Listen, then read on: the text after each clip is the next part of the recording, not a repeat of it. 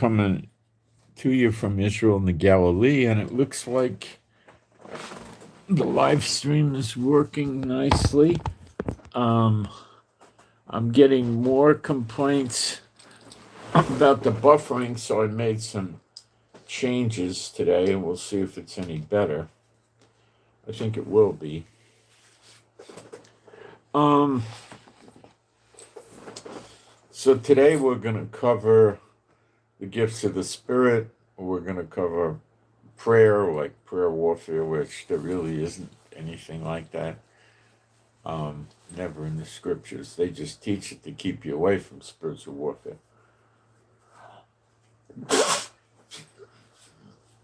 It typically is a fear that people have of the unclean spirits. And we'll get into spiritual warfare, and we're going to go into the news, and we're going to follow what Trump did. He's getting real busy. He's really going after the oil countries. Now, Trump doesn't have to conquer all the oil countries, so that would be nice. Trump's main goal is beating these countries into submission so they don't dare go to BRICS and price their oil or their natural gas in currencies that are not the US dollars. And he just has to have a bunch of countries doing that, and he's okay. And he's well on his way there violently. The president of peace. Yeah, sure. And fish can talk. All right. I'm going to go into the live stream, take a look.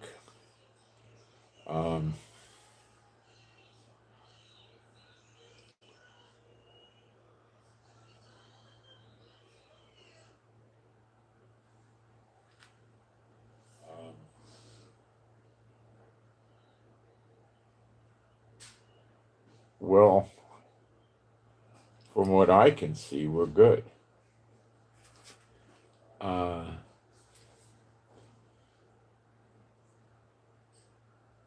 Well, turn the volume down. Sun in my eyes is brutal. Oh.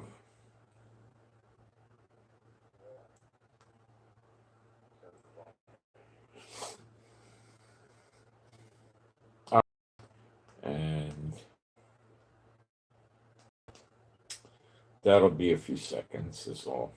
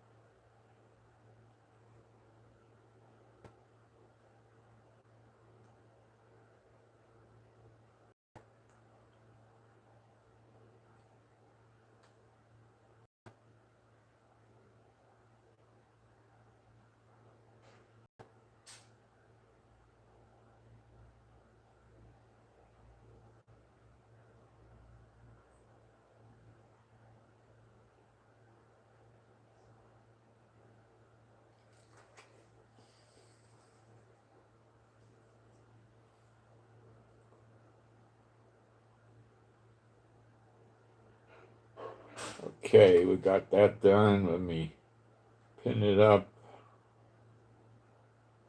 Why does this idiot thing make me hit it 2 or 3 times? I don't know. Okay, I think we're good. People are coming in.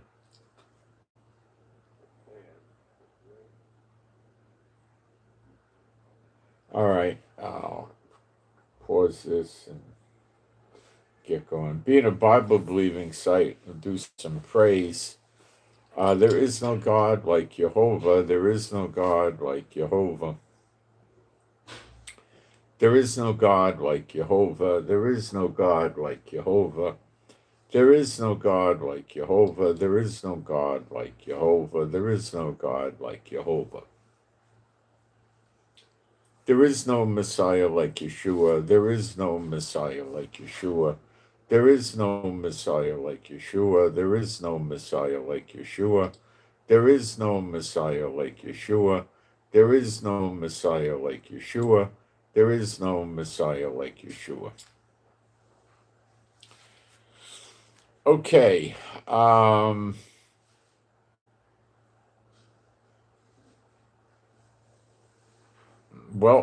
Trump hit Nigeria last night. Now, I know they launched at least one missile off a ship, and he said he was hitting terrorists like ISIS. That's Trump's party line, one of a few. And some of them got killed. And he said he was hitting them because of they're killing the Christians. Well, did Trump do anything in Syria when Syria was killing the Christians? Gee, no. Did he really ever do anything to stop the Muslims from killing the Jews in Israel? Who would I be talking about? Well, Iran, Iraq, Syria, Lebanon, Gaza, and Yemen. In some ways, he attacked Yemen because they were messing with the shipping and firing at American ships. Did he attack Syria? No. It happened without him. Did he ever do anything to Iraq for launching all the missiles at us? No. Did he ever do anything to Iran? Well, if you want to call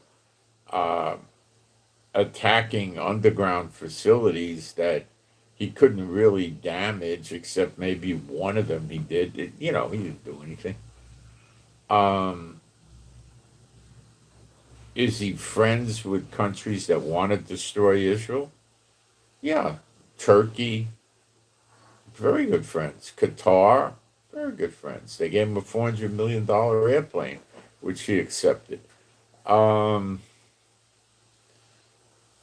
Saudi Arabia, who's very resentful of us.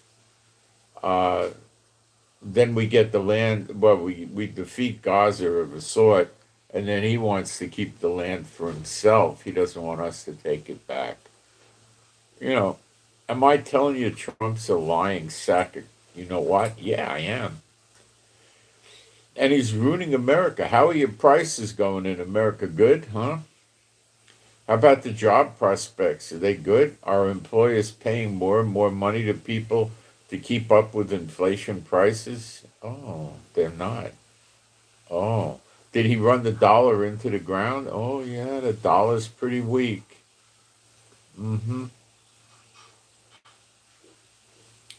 Now, why do I think it's a cock and bull story that Trump went after Nigeria because he didn't like the Christians getting killed there? Well, first of all, they've been getting killed there for 20, 30 years, and no, America doesn't do anything. But I'll give you the real reason why Trump hit Nigeria.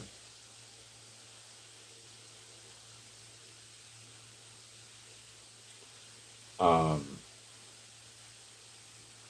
going to find it, and I'll tell you.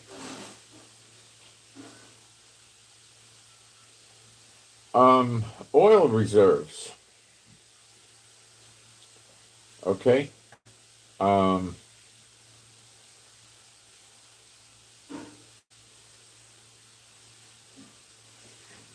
The Nigeria is number 10 in the world for oil reserves, crude oil.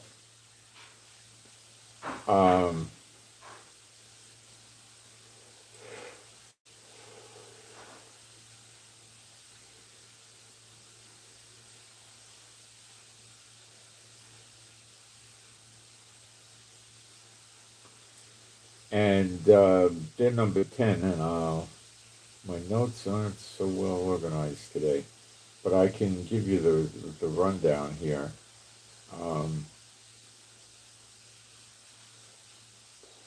Number one with oil reserves is Venezuela at 303.8 billion with a B barrels of the crude oil. Saudi Arabia comes in at 267 billion barrels. Iran comes in at 208 billion barrels as number three. So you can expect Iran to be hit. Now remember, if Trump hits Iran and destroys it, like hits the refineries, hits the oil tanks, hits the ports and the piers, the government, it's okay with Trump. It's more okay if he gets control of the country. But getting control of Iran would be very difficult because they have so much military. Instead, he'll wind up destroying it. Now, it says in Jeremiah 49 that Iran, which is Elam, which is Iraq, and Iran, possibly a piece of Syria, according to different historians and cartographers, map makers, old in the past, when they weren't as corrupt.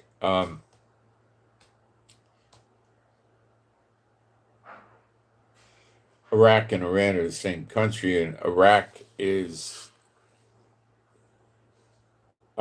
number 5 in oil reserves, coming in at 145 billion barrels, and they also have a drought and problems. And Canada comes in at 170.3 billion barrels. Now let's break some things down. Venezuela, we know all about that. Saudi Arabia, Trump can't really get a good control on them. They're in BRICS.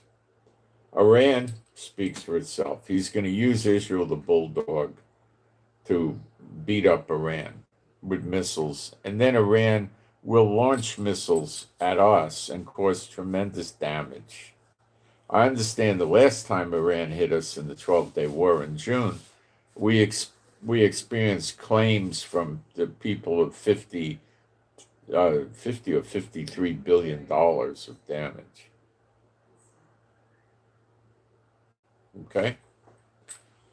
So now the country of Israel is trying to tax into the ground people in a country where they already have food insecurity. We have food insecurity. Okay? We talk about, can we get food, or, what are we going to eat? We talk. They say 1.5 million people are that way in Israel, so it's probably 2 million. Kids go to school and don't have a lunch. And he wants to increase the taxes. See, as I'm going to deal with later, this government got to go. It's jamming us up, okay, for end times and everything else. It got to go. And I'm going to talk to you later. We got to make concerted efforts with SW to put as much as we can to put an end to this thing. Not change Netanyahu for another Satan bot. No, to get rid of it. Okay, and we're going to deal with that today. And I'm going to encourage you to do it every day. And that's why you're not here, because of him. But it's not just him, it's the whole democracy. The whole country's irritated right now because they saw more signs of Christmas this year in Israel than they ever did. And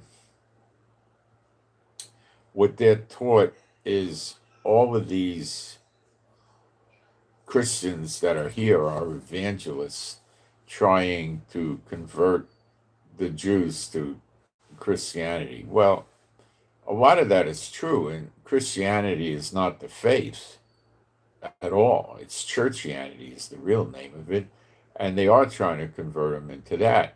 So the rabbis get mad because they're taking them out of rabbinical Talmudism and putting them into evil churchianity practices. It's equally as bad.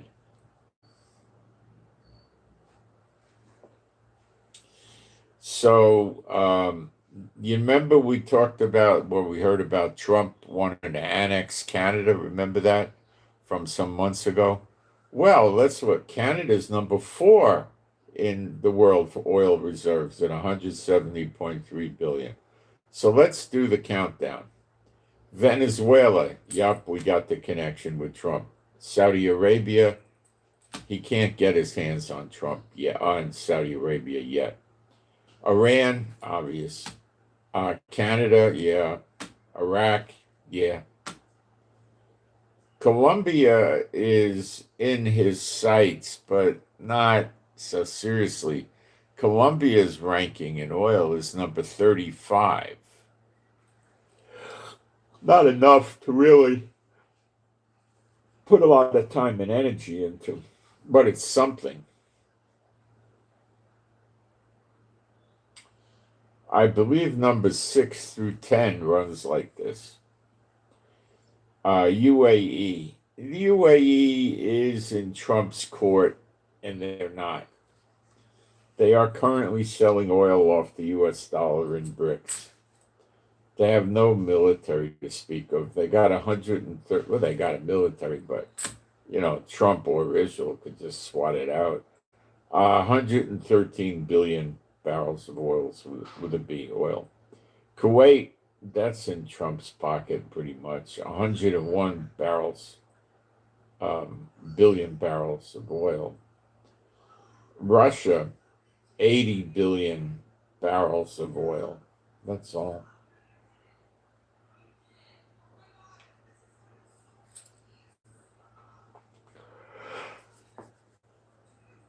United States, 74 billion barrels. It's something. Libya, oh, they're fighting around in Libya, CIA and Libya and everything. They're number 10, I believe. And they've got 43 billion barrels of oil. So the lesson to be gleaned out of this is that Trump is clearly going after the oil. Now, if Trump could take the country over, change the regime, put a stooge in, even better.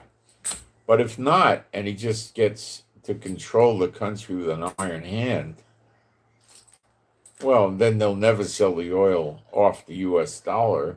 It ups the demand for the US dollar and it helps the economy.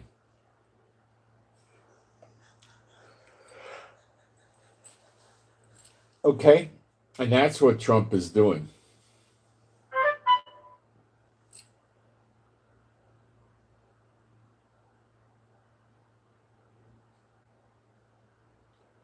So I'm really afraid that Netanyahu is going to see Trump 2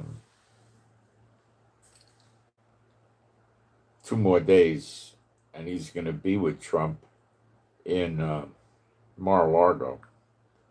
I imagine he's going to be in his house. And Trump, Netanyahu's going to bring up attacking on Iran. Well, you better believe that if they're making public announcements about this, they've already talked about it and they're pretty much in agreement on what they're wanting to do. And Netanyahu's going to play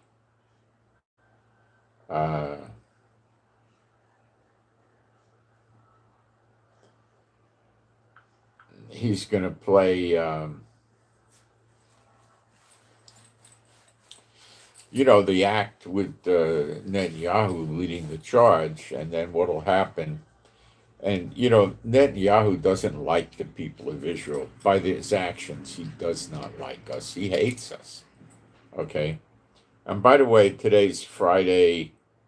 It's 8:40 in the morning. It's December 26th. So I think Sunday he goes to, he'll probably leave Saturday night after Shabbat. He goes through those motions, make it look good,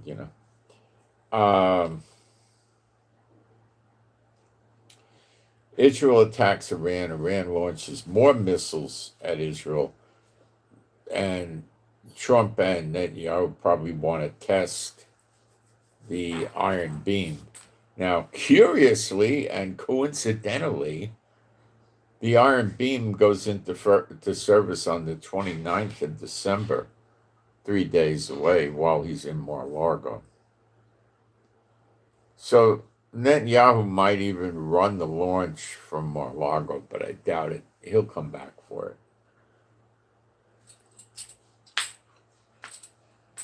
He'll be afraid some of the generals might actually destroy Iran. He doesn't want that. I don't think he wants it. Maybe, I don't know. I don't think so. Netanyahu has the people of the world so scared that the nations are going to get together and eliminate Israel as a country, and they're all going to have to go back into the diaspora countries, and there'll be pogroms, and they'll be beaten and killed and thrown out of the country. It's sick what these people do. The people that serve Satan are the lowest piece of human trash you could imagine. They're garbage. You have no idea. They're dedicated liars. They're perverts. They're murderers. They're sneaks. They stab people in the back. They come at people to make them think they're their friends and they're their enemies. They're just the lowest form of life you could imagine. And they're stupid. Oh, are they stupid?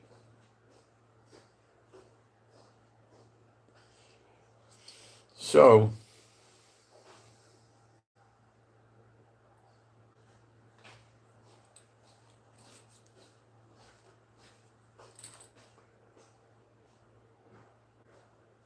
they might have Israel attack Iran, and then Iran is going to damage a lot more of Israel, get more people to leave Israel. Some people are saying it's close to 500,000 left.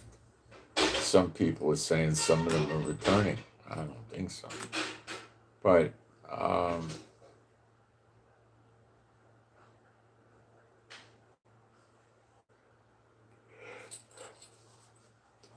the more we get attacked, the more Jews leave, and that's a victory for these two jackasses, Trump and Netanyahu, because it makes their God, who's not a God, happy. And they live for their non-God God.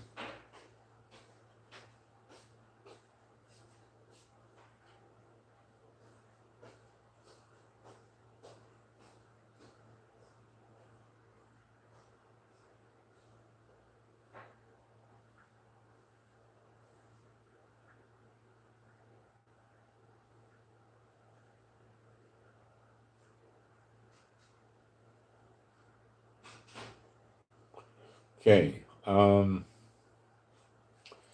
So that's a concern that I have. It'll give them a chance to test the Iron Beam. I'm sure Trump has got the plans and the blueprints for the Iron Beam and probably working them. And it's going to scare more Jews to leave Israel.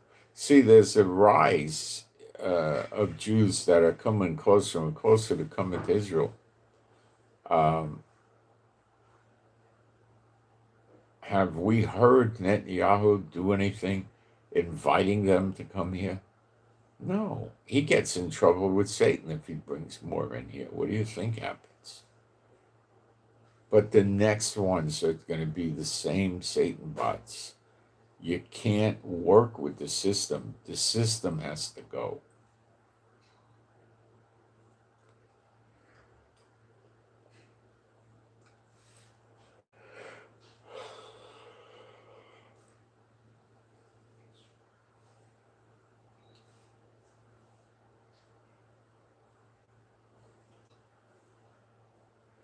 The defense minister of Israel, I think his name is Katz, said yesterday, or yeah, I think it could have been this morning or yesterday, because I did this last night. I made these notes, but he said, we won in Gaza, and if Hamas does not disarm according to the Trump plan, then we will do it.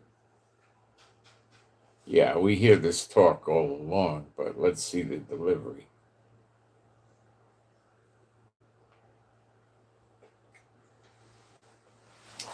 He goes on to say, we will never leave Gaza there will be a buffer zone within the territory at the strip or in the strip.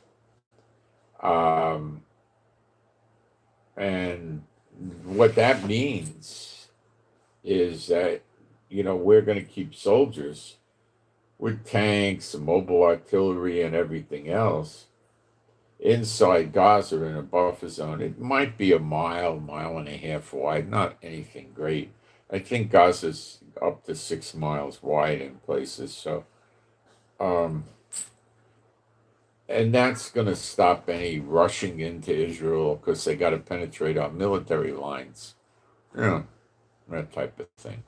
Ben Gvir, a right-wing member of the Knesset, said that,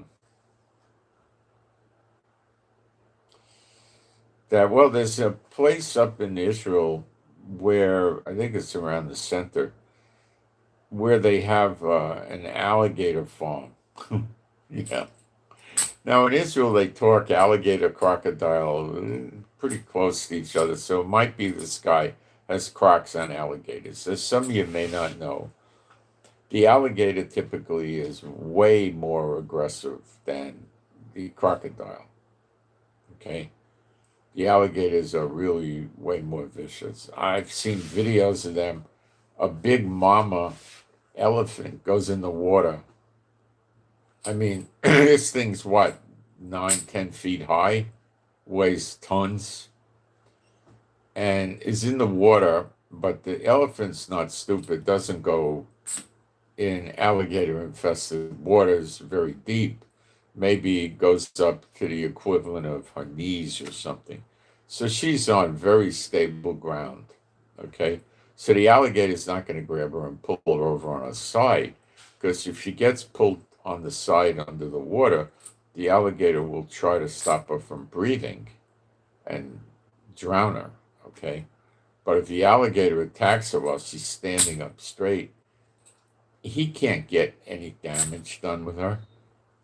Elephant hide is thick, really secure, okay? So he can't, even if the alligator is 8 or 9 feet, he can't get a bite on her and bear down and rip her elephant hide off. It doesn't work.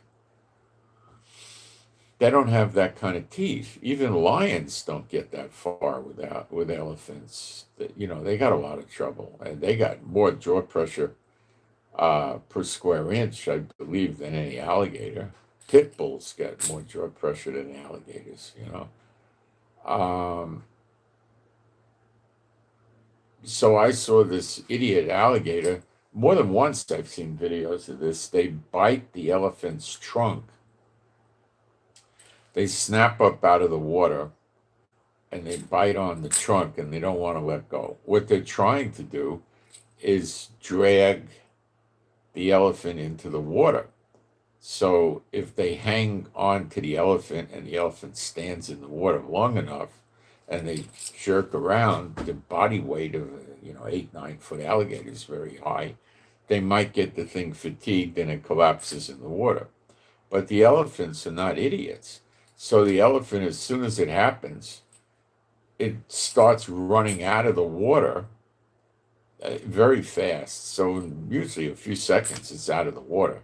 And the elephant's still hanging on when he's out. The alligator's still hanging on when he's outside the water. That's the death roll for the alligator.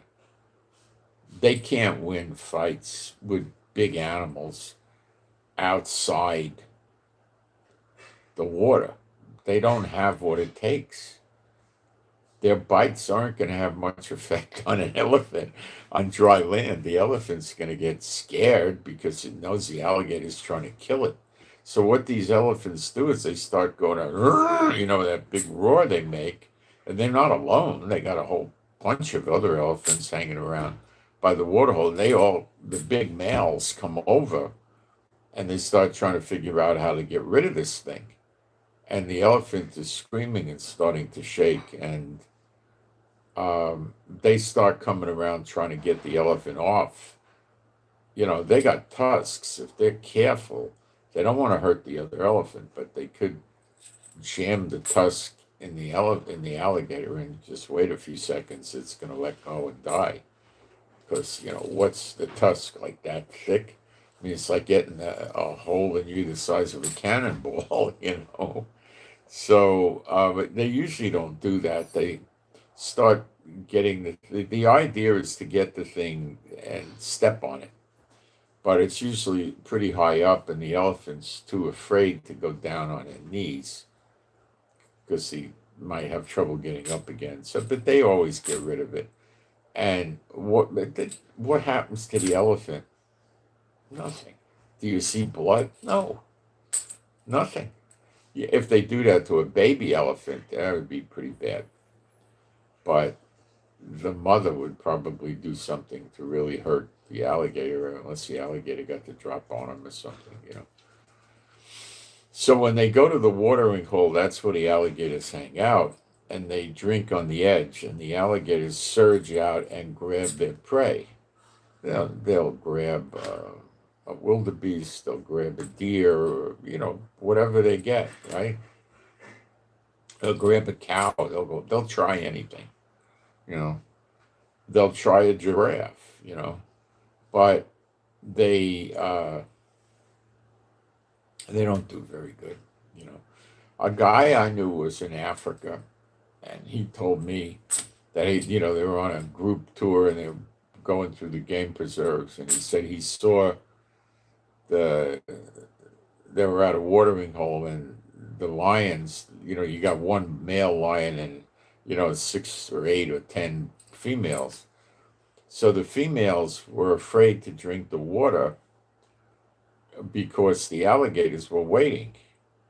And, a 350-pound lion with, a 500 or 600-pound alligator at the water's edge is in a bad way, because the alligator tries to drag it in the water, and then the lion's got a problem. So they were really perturbed, and they went to the male lion to see what was, that he would understand. So he just went to the water, and he went to the edge of the water. Now, a male lion is about 450 pounds and a lot stronger and tougher and brutal than the females. This is a horse of another color already. This is, the females they don't want to have a fight with a male. So he put his paw on the water and, made the water, splash around a little bit. And sure enough, the alligator, he did it till the alligator came. The alligator came up there, and he didn't care about the alligator trying to grab him. He opened his big mouth with his big teeth and bit the alligator like in the head or the mouth, and grabbed the alligator and flung him on the ground and started thrashing him around and killed the thing.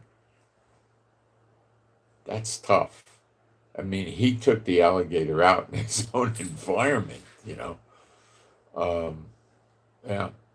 So the alligator and the crocodile, that was a crocodile, by the way, but they the same way, they'll attack on the water's edge, but away from the water's edge they won't. I saw a video of a cat.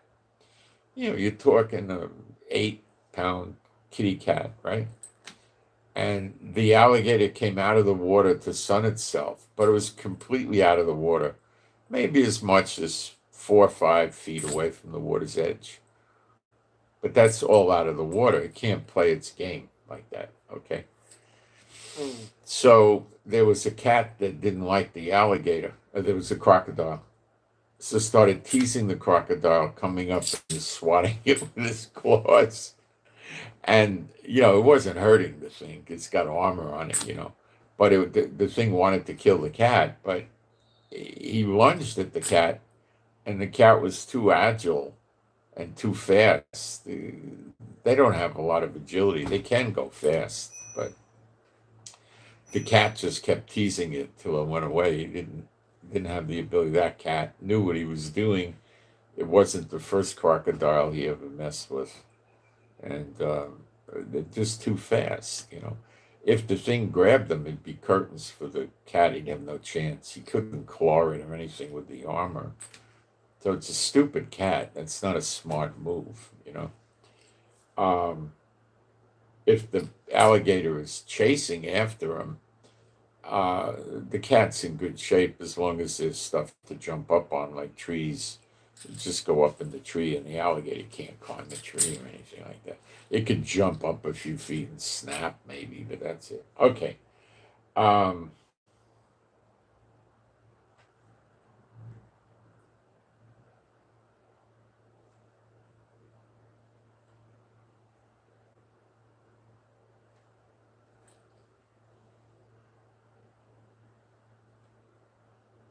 so Netanyahu is expected to present Trump with intelligence showing Iran is producing large numbers of ballistic missiles.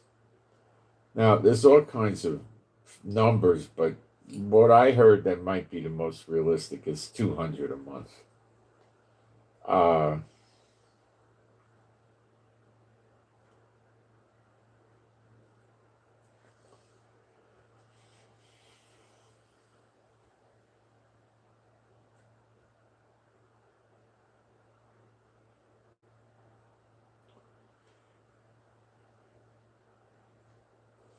they're also talking about Gaza scenarios. This is Trump and Netanyahu. They're going to talk about that.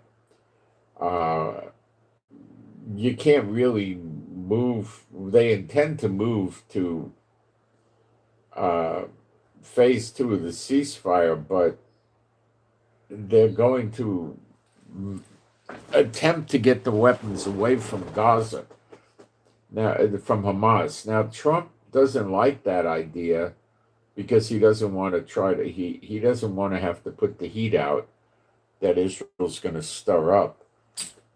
So he'd rather the other nations came and did it, but they're not going to.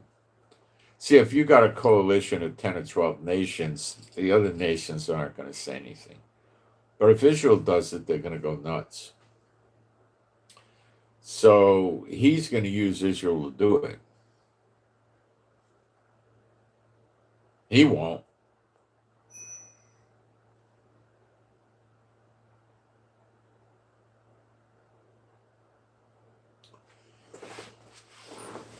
So believe me, Trump and Netanyahu already talked this out. Now, it might be that Trump said, well, when you come over here, we'll iron the details out.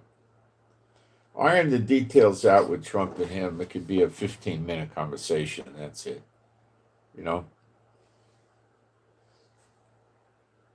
I think Trump's going to like attacking Iran now because Trump realizes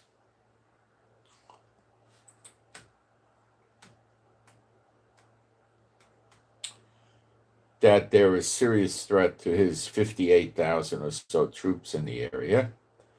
And in addition, they're dangerous because they could corrupt countries that still sell on the US dollar their oil. Bahrain, Qatar, Kuwait, UAE, I think is working through BRICS. Saudi Arabia, I think, goes through BRICS and otherwise, I'm not sure. And then you have Jordan. Lebanon sells a little oil, so does Yemen, but those are the big ones. Now,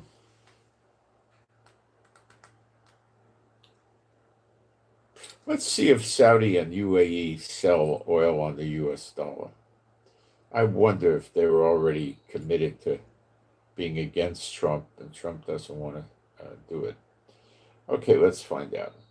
Does UAE and Saudi sell oil off the USD only?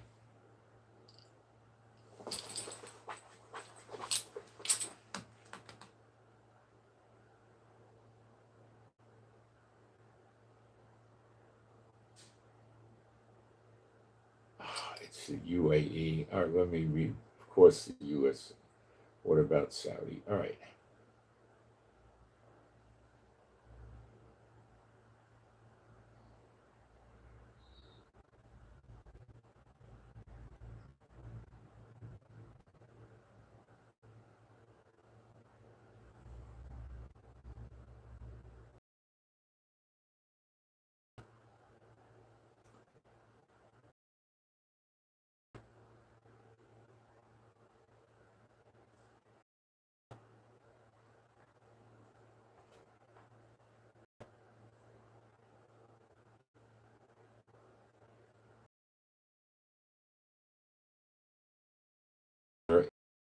Primarily what they use, but they do take other currencies, including yuan. All right, now let me try the UAE. Idiot spell check here converted the UAE into A or something. I don't know.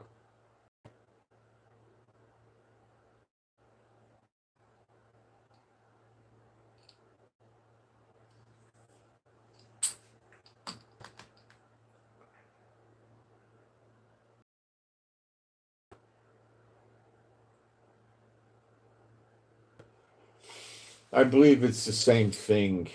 Wait a minute.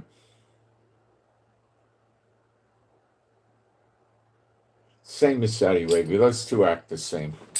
So they're selling their oil primarily in a U.S. dollar, but they do take other currencies. So Trump's not completely peeved at them, just not so happy because they are taking mostly U.S. dollars.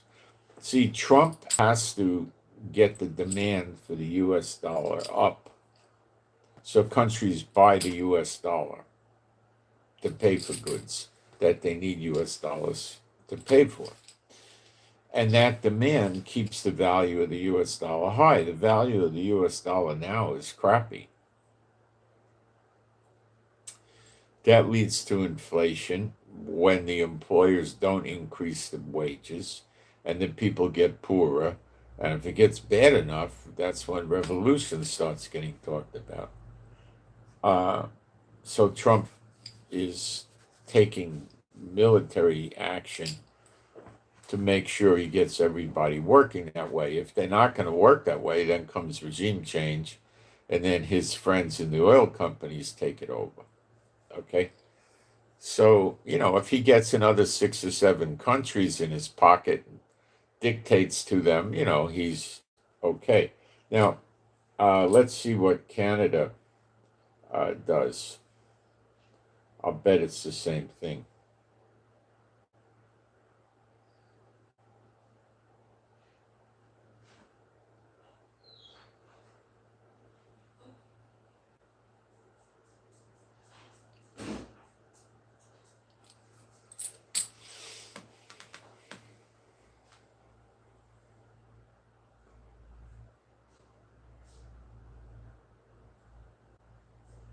It's the same deal. It's predominantly being done with the US dollar, but they do take other currencies. But when you got UAE, Saudi Arabia, Canada accepting other currencies when they didn't used to, and others, this is you're probably responsible for the weakening of the dollar. Okay,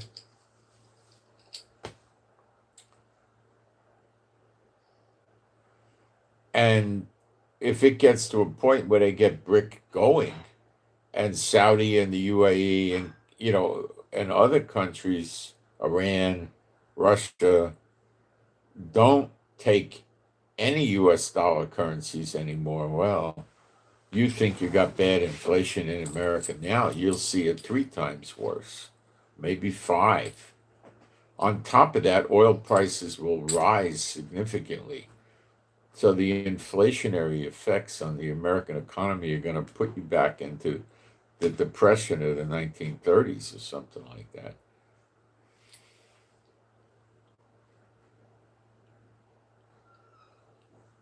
Satan bots are dumb as a hammer, and they always get themselves in trouble. Just stupid. If they weren't stupid, they wouldn't be Satan bots. Got it?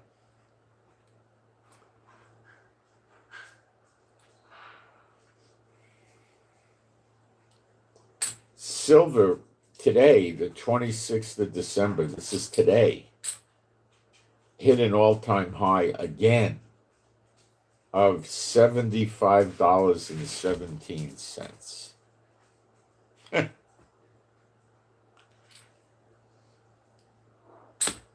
Things haven't really blown up yet, and it's at $75.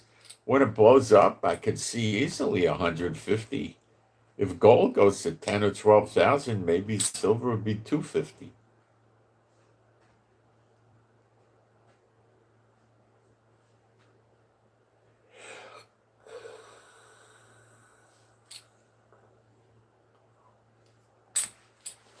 Somebody I know is buying mercury dimes.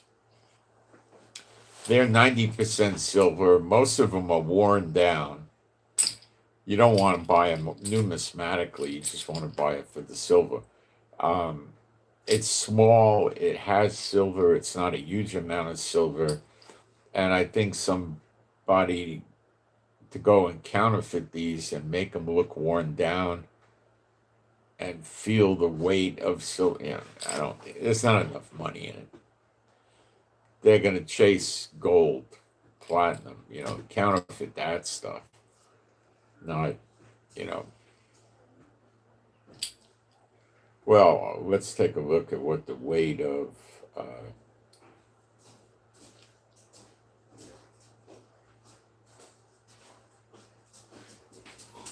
No, experience tonight.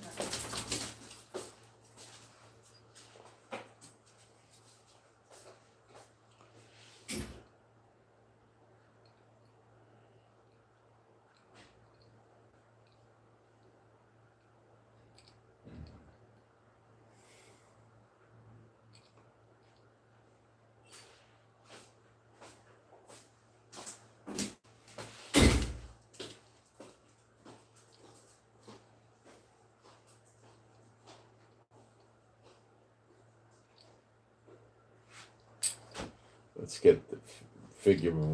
We can talk about how much silver it's worth, and I'll tell you how this goes.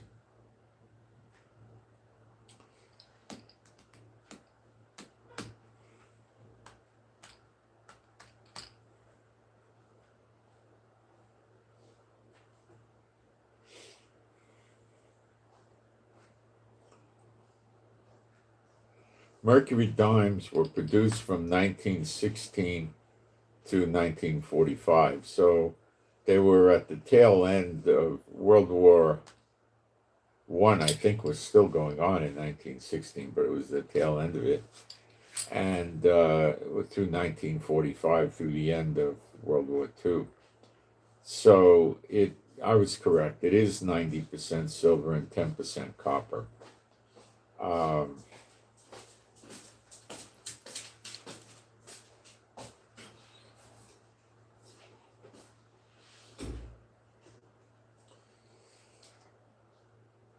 So it's the weight of it is 2.50 grams.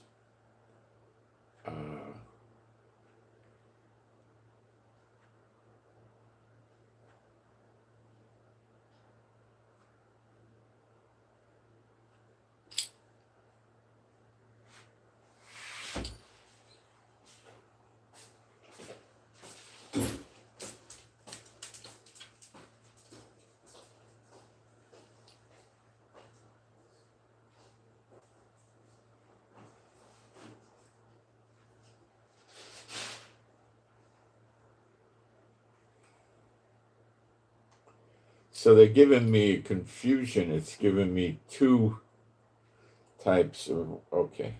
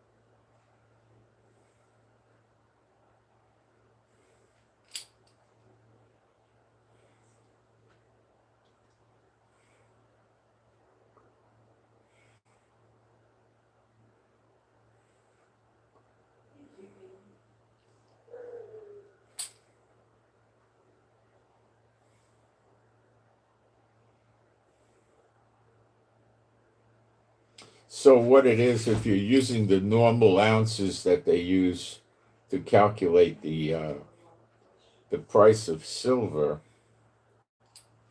um, let's get the value. And assures me that I was 0.079. understanding. It was more difficult than it appeared.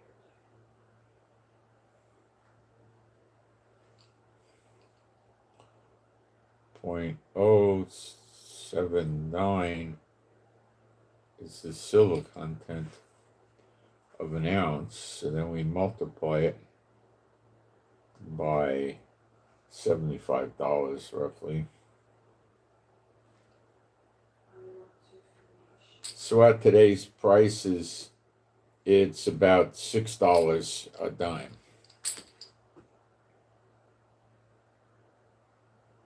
Okay.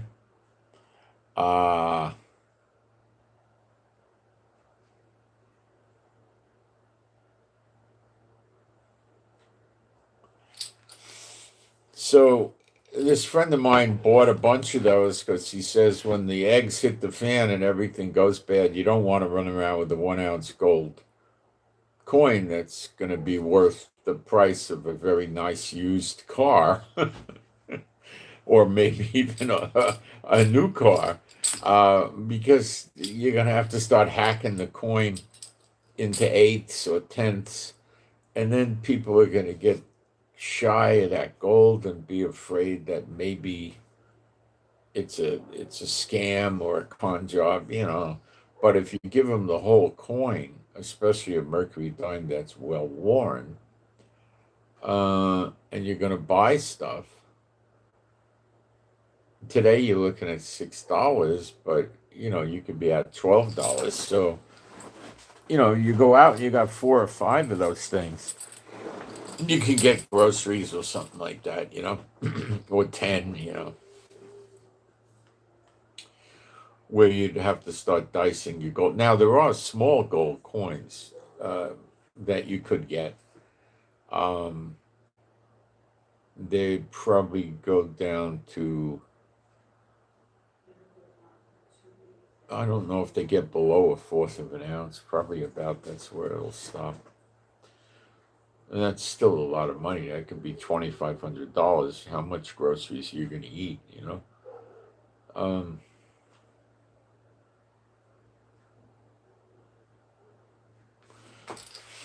so that's what he did.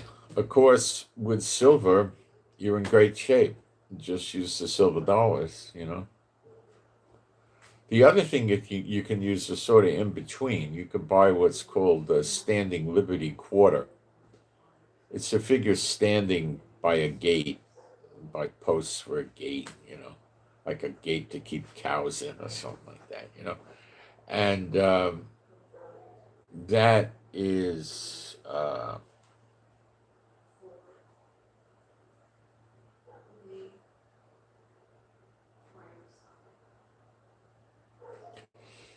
that's going to have more content than that. And the other way you could do it is get the $1/2. The $1/2 was silver also. So the dime is nice, but it's really kind of small. The quarter might make more sense. So if silver is $150 and you have 1/4 of that, you're looking at about $40. Now you could also have silver rounds, 1 ounce rounds. That could be silver dollars, or they could be private minted, and those both tend to work pretty good. The bars, can be good because they put a mint mark in them. It's depressed into the silver, and but some people won't buy that, and some will. I don't know.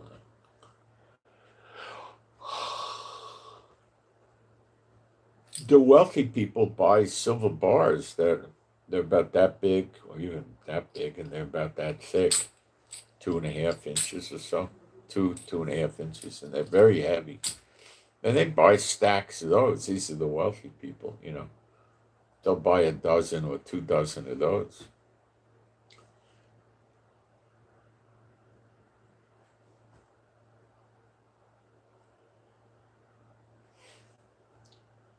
So I wouldn't worry too much about all that stuff. When the eggs hit the fan, people will still use paper money for a while, a week or two. Um, when the internet goes out and the power goes out, they can't take checks because people just go around kiting checks, you know, and they can't take credit cards because they can't get them approved. So the only thing they're going to work with is money, and that won't last long. Last a little while, and then nobody's going to really want it anymore. They're going to want precious metals, and they're also going to want to barter with other things. Like if you have a big jar of 250 Tylenol or ibuprofen or something like that, that's going to be worth a lot of money to people that take that stuff all the time. And it's going to be big money for them. You know, they'll trade for that. People are going to want any kind of canned food or packaged food that doesn't need refrigeration. You know, anything. That's going to be worth. But people are really going to like things like salmon in water, tuna in water, because they're going to get the water with it, you know. Sardines, they're going to want uh, any kind of fish in the can, they're going to want, you know.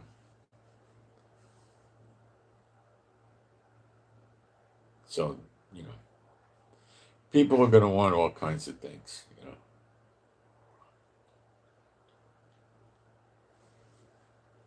If you know what you're doing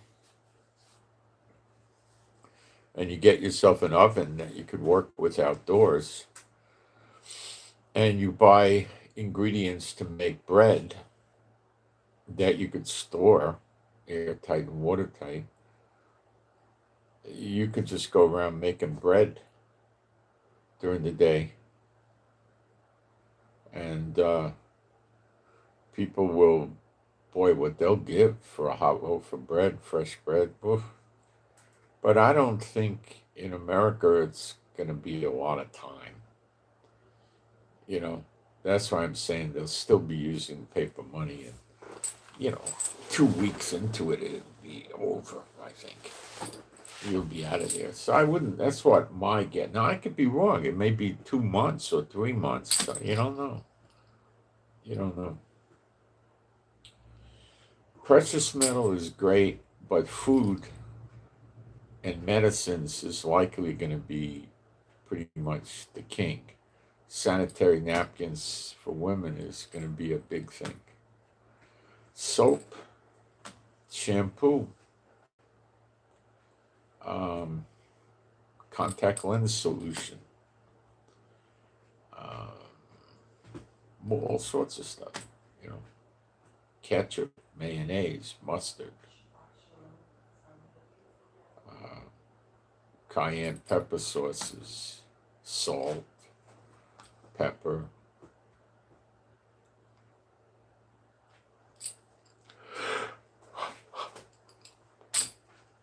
People would pay a lot for a box of beef jerky. People will pay a lot for dog food. You know, you could get 10 pound bags of dog food. Get 25, 30 of them. You'll be surprised how many people will trade you for that. Cat food too. Cats can eat dog food, and dogs can eat cat food. In an emergency, what's the big deal? You know, I've seen dogs eat cat food. I've tried it to see what happens. They eat it. And cats will eat dog food too, the dry food. They don't care. Wet food, oh, they'll eat each other's wet food in a heartbeat. They don't care.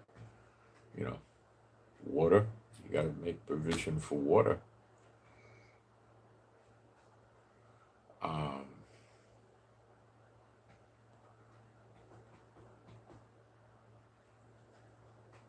You know, a good way to store water might be get a water bed, like a king size water bed, okay? And boy, you'd have so much water in that thing.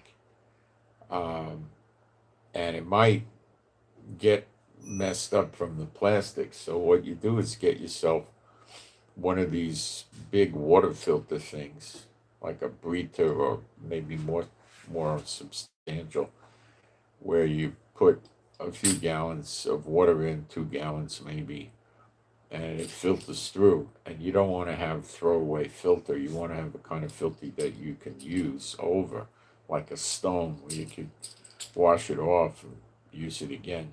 So even if you had to run the water through the filter twice, which I don't think you would get any plastic, anything out of there, and you'd be able to drink it, without it tasting bad. The dogs would drink it. And that's, of course, another concern.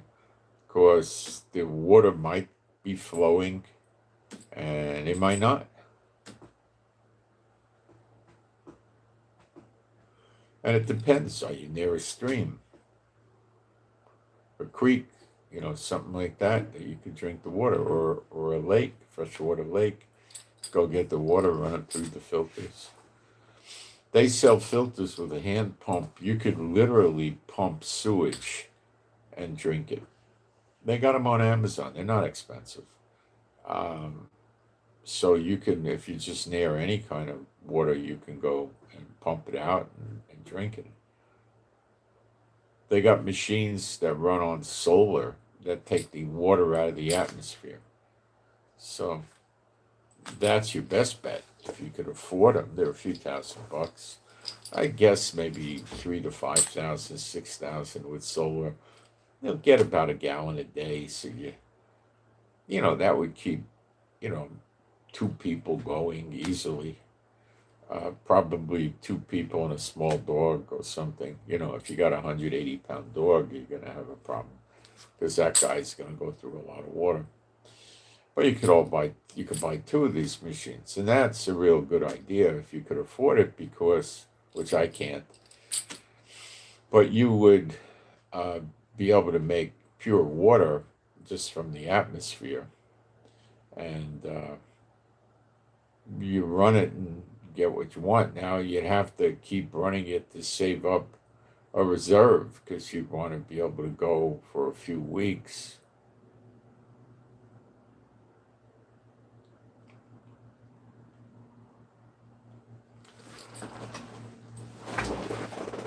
Okay.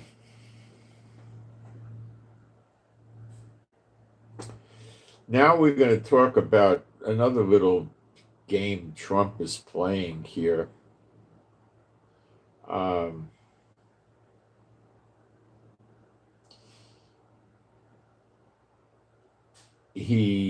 I told you he hit Nigeria. He says he hit ISIS, right?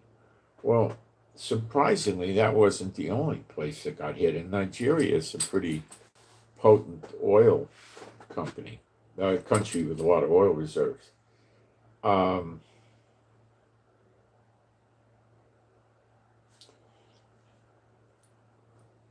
don't know if it was just one missile they shot, or they may have shot all kinds of missiles. I have no idea.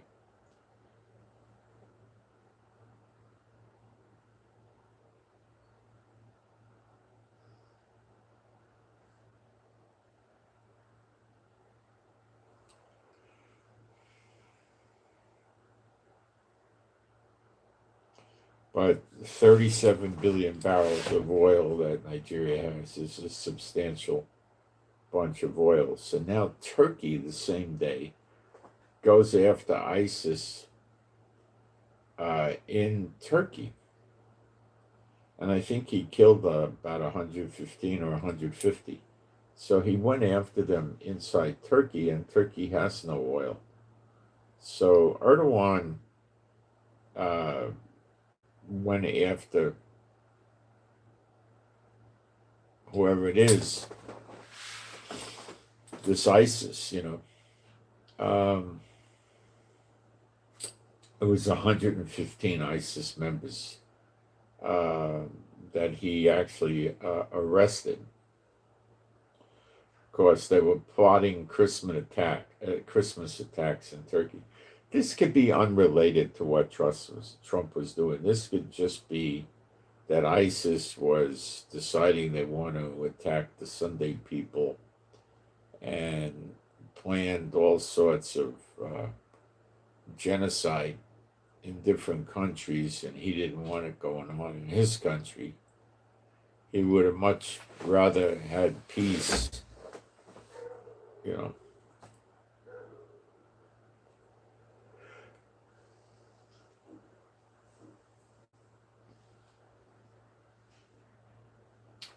Now in Syria, they went after ISIS too, and there is oil in Syria, and Trump's already on the oil with his military.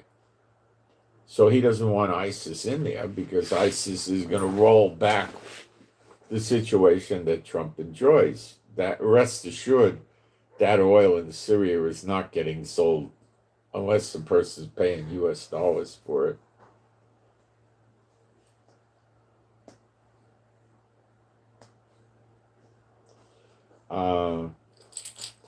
The Jordanian Air Force was bombing the Saith province in southern Syria.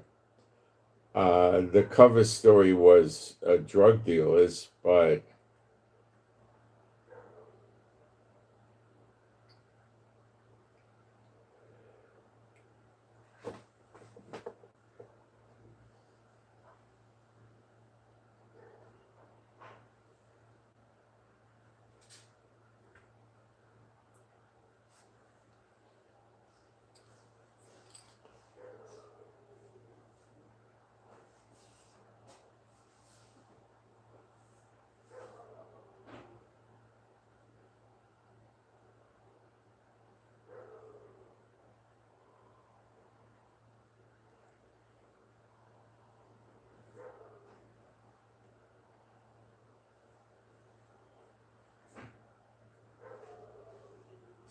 okay. So ISIS got a little bit of a wipeout yesterday. Syria is saying its forces killed senior ISIS leader, nabbed operative near Damascus. Syrian authorities say prominent terrorist Mohammed Shahada was killed. Another cell leader was arrested in coordination with U.S. Fed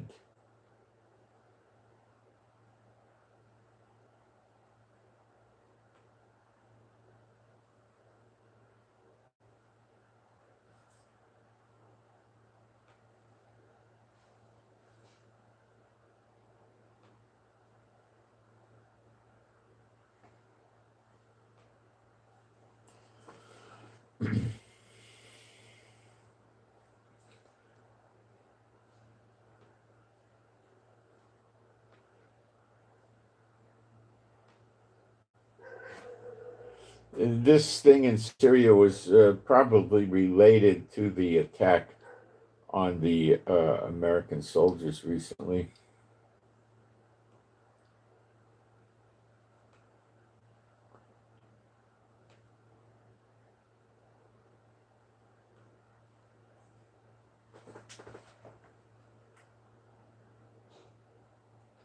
And you should remember that Iran has a lot of oil, and Trump is likely interested in getting rid of that. Now, if he could get the country to change regimes and put a puppet in and get the oil that way, and American companies come in, of course, they'll only take US dollar. That works fine. If he can't and he just winds up destroying the country, that's fine too, because nobody's going to be selling their oil off to the US dollar. The idea is to make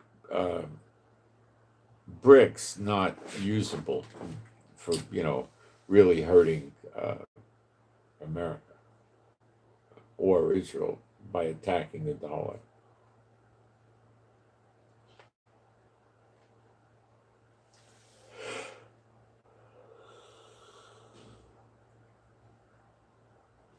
Israel has a new missile. I believe you would call this a kinetic missile.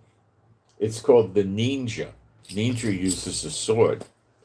Okay? Unofficial Lebanese sources claim that in the Israel strike yesterday, in the Kaush Asid al blah blah blah area in northern Lebanon, about 200 kilometers north of the border. That's 120 miles north of the border. That's quite a ways. A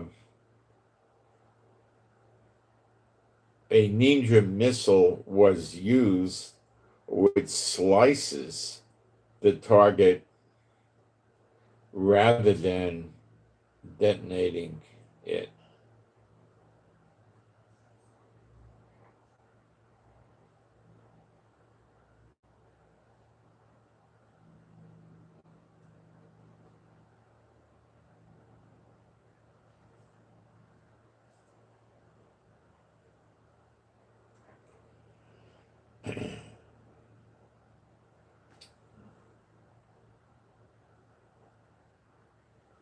I want to point out to you that Netanyahu accomplished nothing in Iran.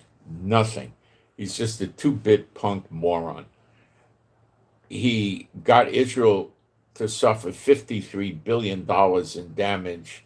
Yeah, he damaged Iran. Did he put him out of action? No. Did he stop him? No. Did he do it? No, he didn't. He accomplished nothing. What about Gaza? Did he accomplish something in Gaza? Yeah, not a lot. What about Lebanon? He got something accomplished there.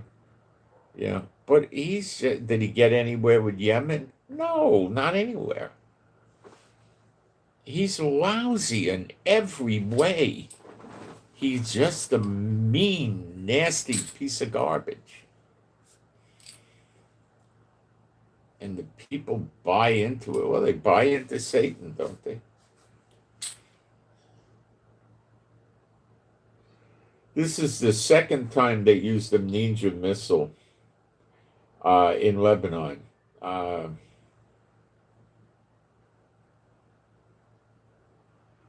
It was done a week ago, the Jada strike. So I guess Israel's just starting to grow into this thing.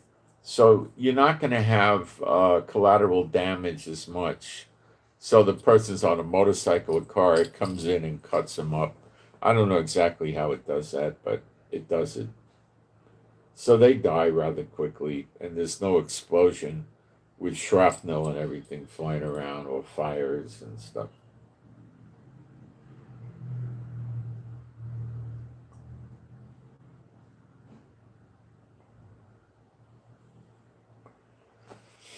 Maybe the missile just smashes into them, I don't know. But it would be a kinetic missile. America was using them. I think Israel got the ways of making them from America.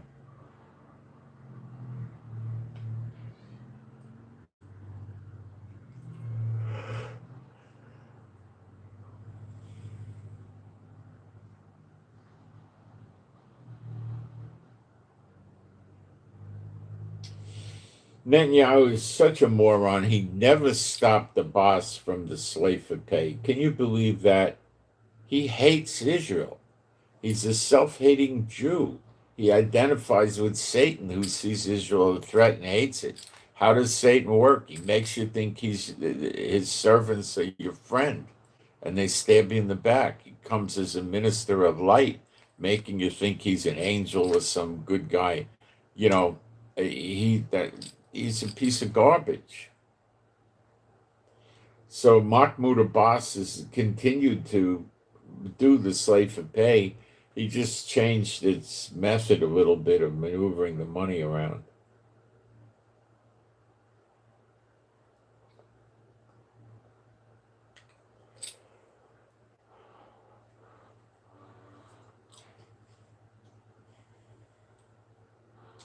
So Mahmoud Abbas pays the families of terrorists that get killed or put in jail. And I understand he's doubled and even more what he pays them, which used to be about $3,500 a month. While they're in jail, they get that money. It goes to the family. And if they're dead, they give it to the family indefinitely. Now, that encourages people to go out and commit a murder. So the young ones that don't have any brains think, gee, you know.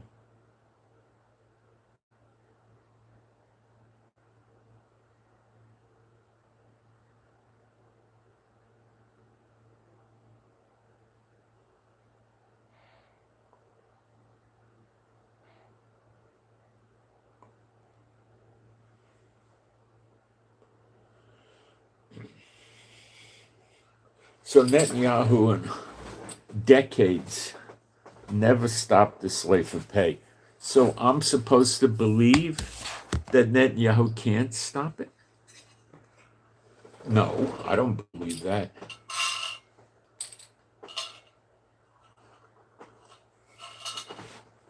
What do I think he's doing? In my opinion, he's encouraging the terrorism. More Jews get killed, more Jews get hurt, and less people move to Israel.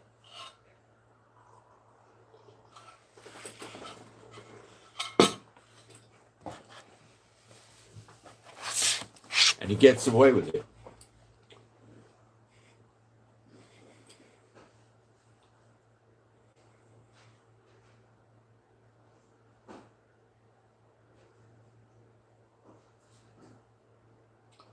And we're going to do as much as we can from now on to put an end to this, the butcher of Israel that gets us from inside.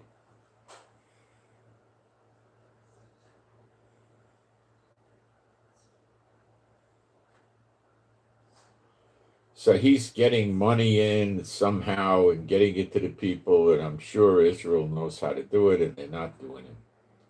And he's probably coming up internally to the military and other people that, oh no, we got to keep a boss there. He's better than the replacement. Any moron in the 8th grade could come up with that story.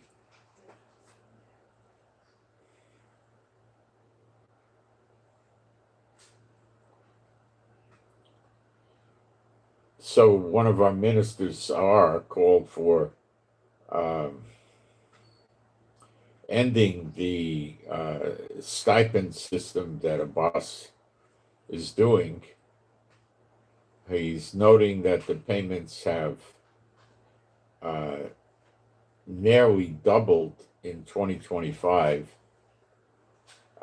disguised now as personal or a person's security, a person's salary for a job, or has a security salary.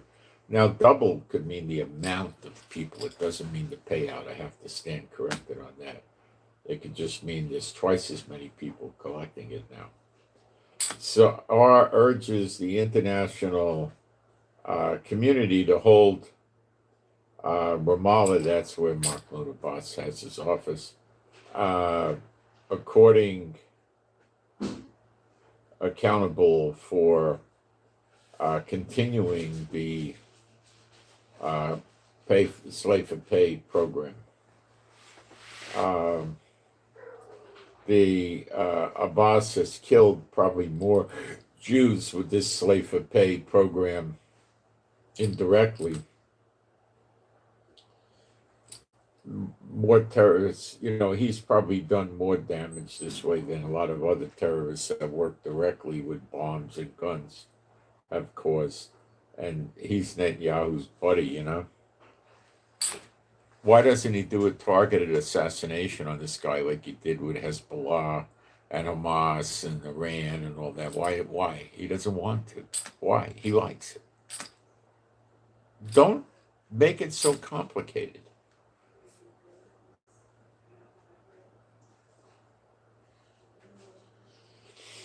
Maduro of Venezuela declares on national television, you got to hear this, that Jesus was a Palestinian.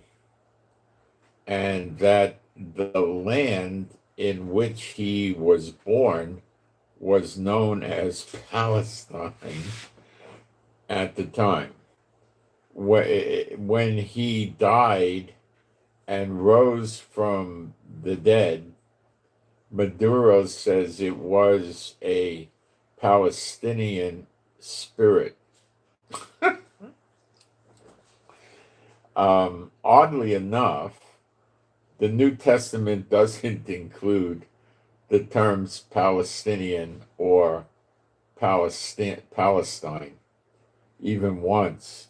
It does, however, mention the Jewish people and Israel dozens, if not hundreds of times. I'm gonna be gone now. Okay. Where are you headed? I'm gonna go get some more paper plates. What do you need? Oh no, I was just wondering. Okay. The card they said could still work in person, so Okay. it might not. I don't know, but okay.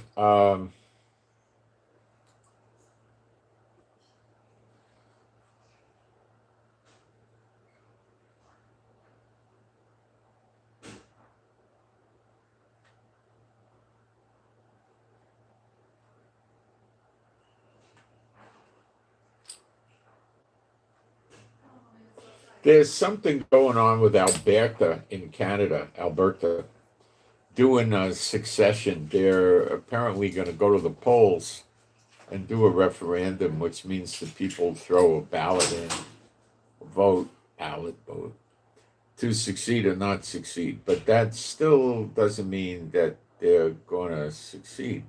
I think the jerk running it now is Carney. I don't know what he's going to do. Trudeau would never stand for it. He'd go kill the people before he let them succeed. Most of the world leaders are that way.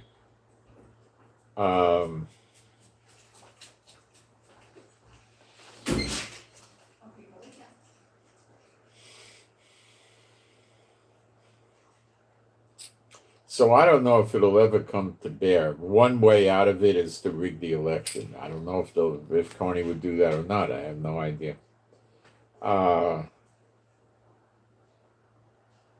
They might, if the vote comes in that they want to succeed, then they might have the high court say, no, you can't, you don't have the right, or, anything could happen. We'll see. So there's no actual legally binding succession process being undertaken now. The closest they're coming is the referendum. But I have to also tell you that that's how it all starts. And the fact that they are allowed to hold the referendum makes it look interesting. And does Alberta have a lot of what? What do you think? Oil and natural gas. Of course they do. And Trump wanted Canada, and now they're succeeding. Do you think, in the darkest depths of your imagination, that Trump may be behind this? I do.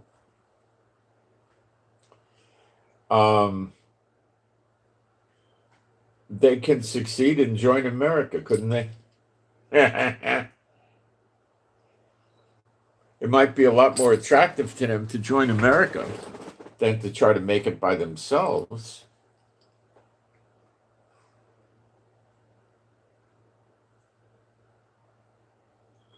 Their problems are going to be as follows. What are they going to use for a currency? How strong will it be? What kind of banking are they going to be able to set up? Okay. Canada is going to be angry with them if this happens, I believe. Is it better to become part of America and have American banking and American currency? Well, and American protection and American passports for travel versus an Alberta passport?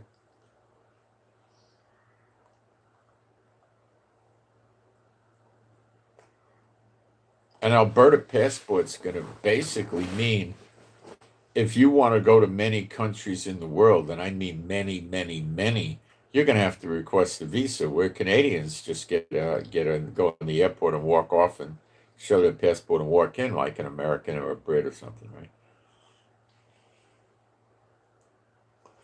Japanese have a very good passport, you know.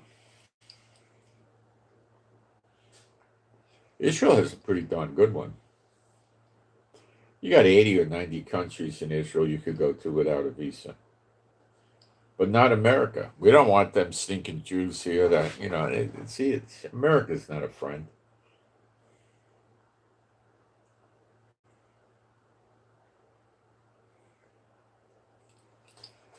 If things get bad, America doesn't want Israelis running over there.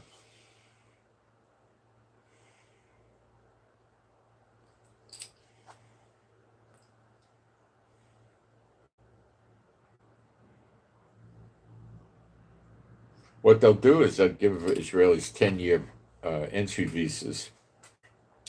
You could only stay 6 months at a time, then you got to leave for 6 months. But they just cancel those visas when they want to, that's it. They just put it in the computer and it's the end of it. They could also cancel an Israeli passport just as easily.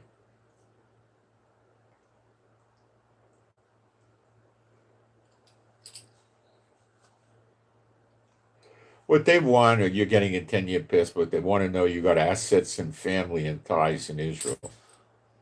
And you got work in Israel, business in Israel, so you're very unlikely to just want to go to America and, stay there illegally.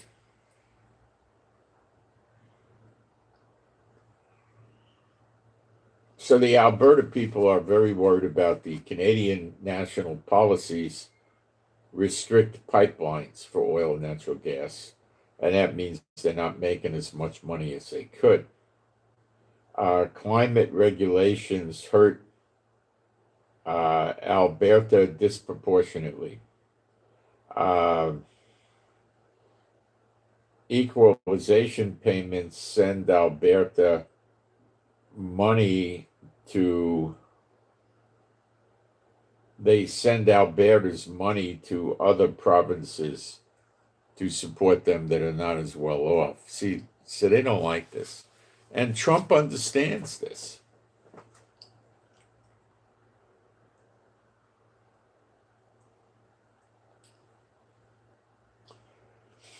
So what does Trump do?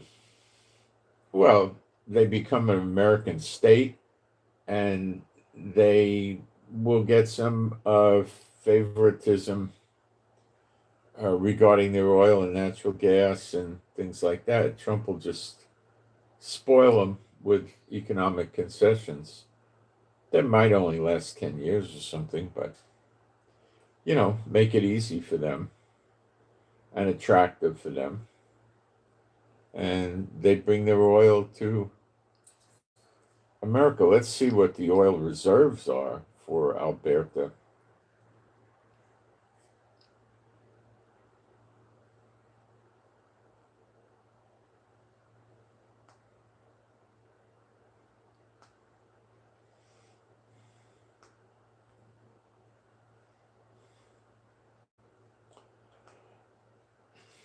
I think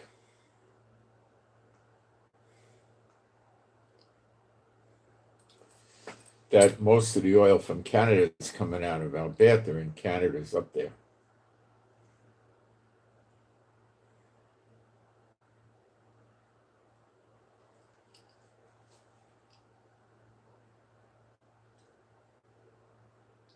I hit it right. Okay.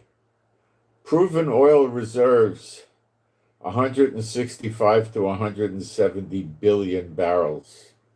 There it is. Global rank number 3 in the world after Venezuela and Saudi Arabia. What kind of oil? 97% oil sands, bitumen, 3% conventional crude.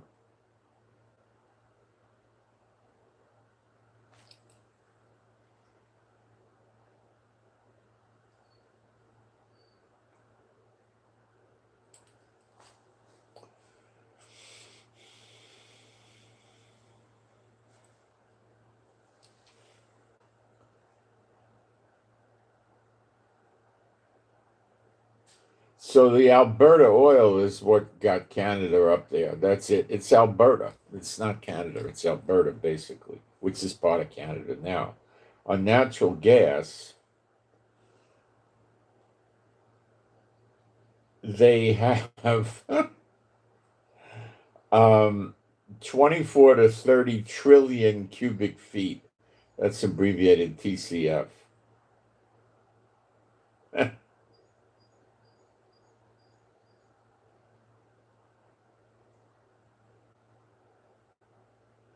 And then they said the total that they could actually recover or get into, um, including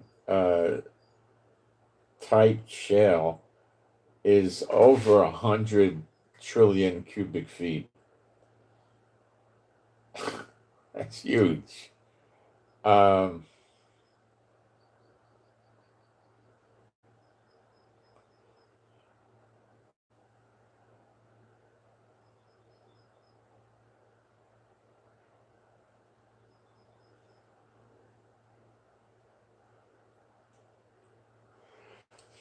I think we'll find out that Trump is behind this. He's going to spite Canada pretty badly and get more oil off the market that's not going to go to BRICS. Uh,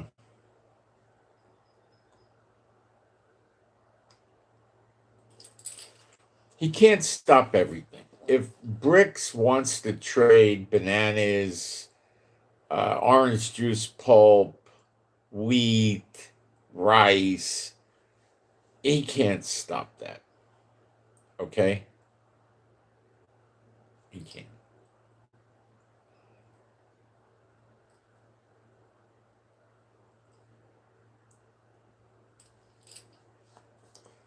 And if they want to trade that through BRICS, they will. But the oil is what's troubling him because he doesn't want the oil trading away from the US dollar.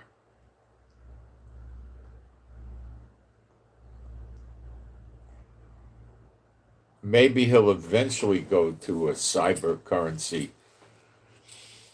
But he never did tell us what happened in Fort Knox, did he? Isn't that rotten? Him and Elon Musk talked for weeks and weeks and weeks about auditing the place, and then they never told us what happened.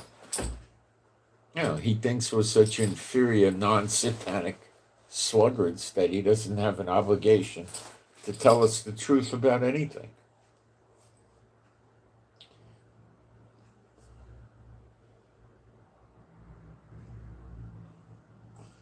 People don't understand the reason they have a hard time in life is because of the Satan bots.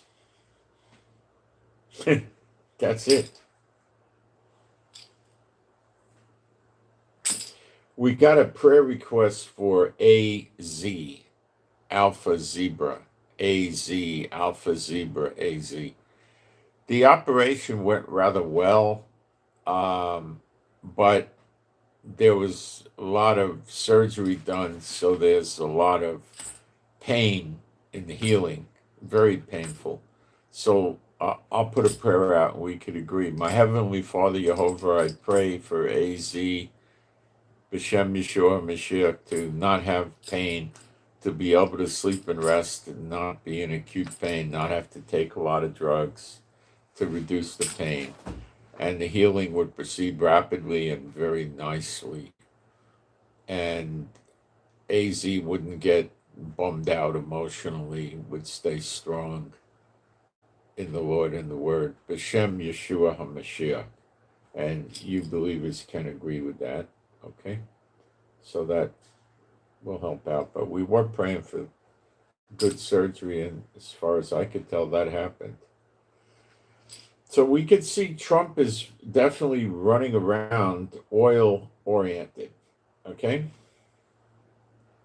And that's what his motive is right now. Okay. Let me take a look at the live stream and then we'll get into the gifts of the Spirit.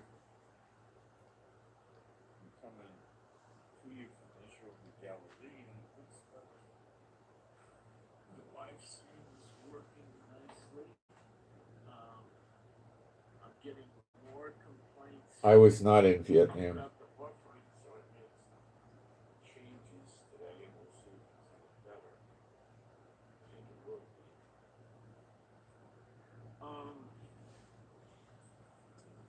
So today, the gifts of the Spirit, we're going to cover prayer like a werewolf, like that. Scriptures, they just keep you away from spiritual.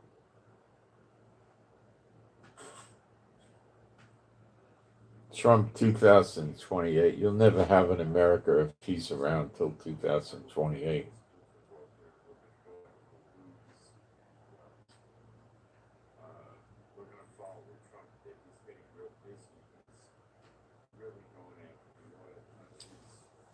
I can't think of a single thing that Trump's really done that's any good except getting the border closed and shipping out some of the illegals, but not all. That's it. Other than that, nothing.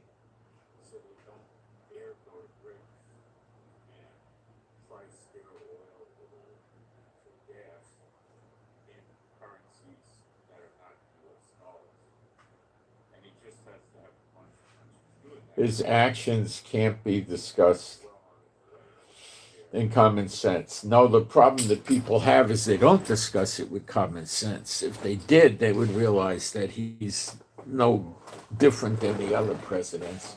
His difference is he's a very good orator or speaker. Malaysia, okay, that's interesting.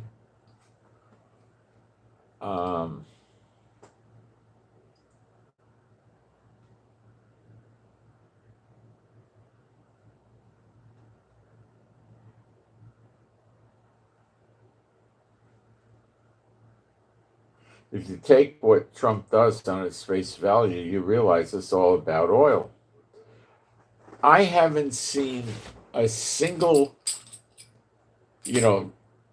Patriot, American Patriot website or survival website or prepper website or gun people website that ever pointed out the things I'm pointing out to you with Trump and oil.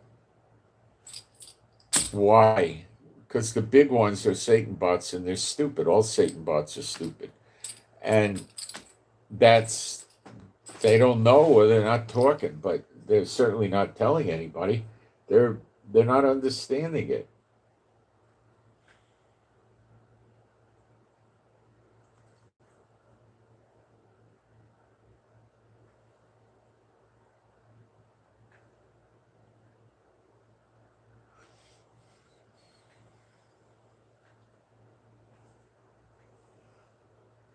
They don't understand it.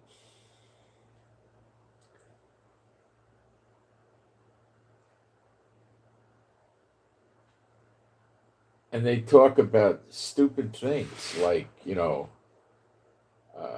Trump's going to do this, he's going to do that, and, we're going to have, the nuclear codes are the biggest that they've ever been in the nuclear war aircraft is flying to Colorado, the mountain to protect the people, and they got all this nonsense going forth. Nuclear war, nuclear planes, nuclear sniff detectors, they're all nuclear crazy. Let me ask you a question. If this whole nuclear thing was real, right? Why would you think that nobody ever attacked another country with nukes? Forget Hiroshima for a minute. Okay, because that wasn't real. Those were not nukes. Those were fuel bombs exploded in the atmosphere, blew the windows out of the bank. It was in the blast zone area. So what did the bank do? They put new glass a few days later. Did anybody? No. What about the cherry blossom trees? They all got their branches, their leaves blown off, basically. And then what happened the next year? They were in bloom again. See, the houses in Japan before this, in Hamburg and Dresden, I think, and it was bombs. It was so many, it was sucking the atmosphere out. People were down low and they had no oxygen and it was suffocating them. But they used a lot of aerial bombs there. So they warned the Japanese government this way that what happened in Germany is going to happen to them. That's what it did. Remember the pictures they had so many times? You saw it. A girl that was about 10, 11 years old running completely naked with other kids running away from something, and she was crying. And you're really in bad shape. Well, I know a year or two ago, was still alive, and she looked pretty good. She was old. She was 70s or something, 80 years old. I don't know if she's still alive. She could have got too old, but she didn't die of radiation. The force of the explosion with the fuel bomb probably burned and blew her clothes off her. You know, there's pictures. You go back on YouTube, they're showing you nuclear explosions in the 50s, and people analyze them with modern video analysis equipment today. And the trees and stuff that they showed you blowing down were trees about this big for model railroads. I had model railroad trees when I was a kid, Lionel. And that's the kind of crap they pulled. And they had people that were near the blast zone for their nuclear bombs, and they just basically put sunglasses on to protect them from the flash. And they were in trenches, you might say, stuff like that. Did anything happen to them with radiation? No. Where's the evidence of this? It doesn't exist. And they run around telling you about nukes all the time. Why? First of all, most of them are Satan bots. Second of all, they're selling you survival gear. And what gets them the most sales is when they scare the people with nukes. Okay? That's what happens. Some of you will believe it, and some of you never will. Okay, 1 Corinthians 12, 8 to 10. I only use King James in English, okay? For to one is given by the Spirit the word of wisdom, to another the word of knowledge by the same Spirit. Now, what's the difference between wisdom and knowledge? Wisdom is not getting factual information, it's thinking like a smart person, logic, deductions, stuff like that. Knowledge is like there's people gathering down the block that are going to come to your house and kill you because you're doing signs and wonders or something like that, right? So the Lord will show you, or the Holy Spirit will show you, that there's people down at the corner that are coming to kill you. That's not wisdom, that's knowledge, actual factual information. It could be that you learn that this person is a Satan bot. Okay. So it's actual factual information, it's knowledge. Wisdom is deduction. Okay. Learning how to put things together. And okay. How to be smart about things. All right. To another, faith by the same Spirit. Well, the gift of faith can manifest a lot of different ways, but you're going to just be really strong in your faith when you're confronted with bad stuff, whatever that may be, or when you're confronted with a need, or when you're confronted with a desire to help somebody that needs your help. Okay? Faith, exercising your faith, the gift of faith.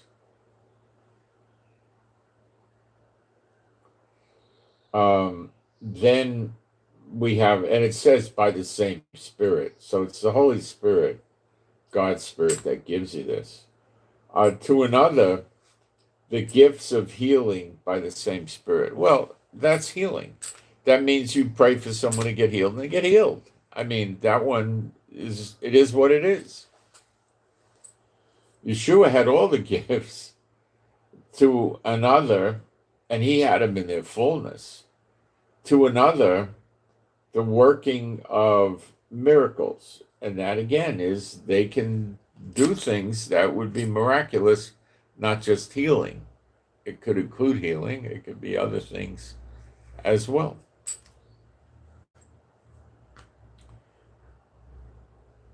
Maybe you're surrounded by enemy army and you do something to scare the army off and they run away or something like that. Or water coming out of a rock, like with Moses, stuff like that. Miracles. To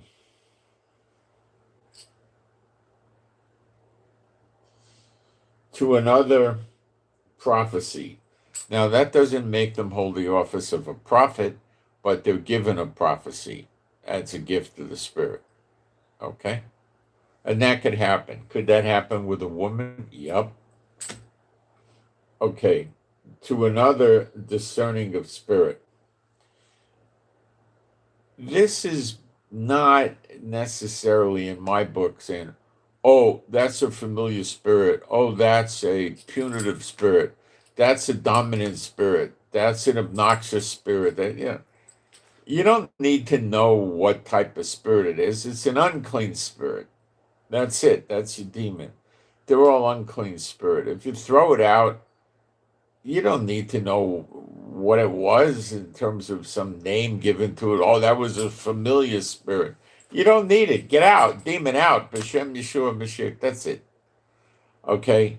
But discernment would mean knowing this person has an unclean spirit, or this person has the clean spirit, the Ruach HaKodesh, the Holy Spirit.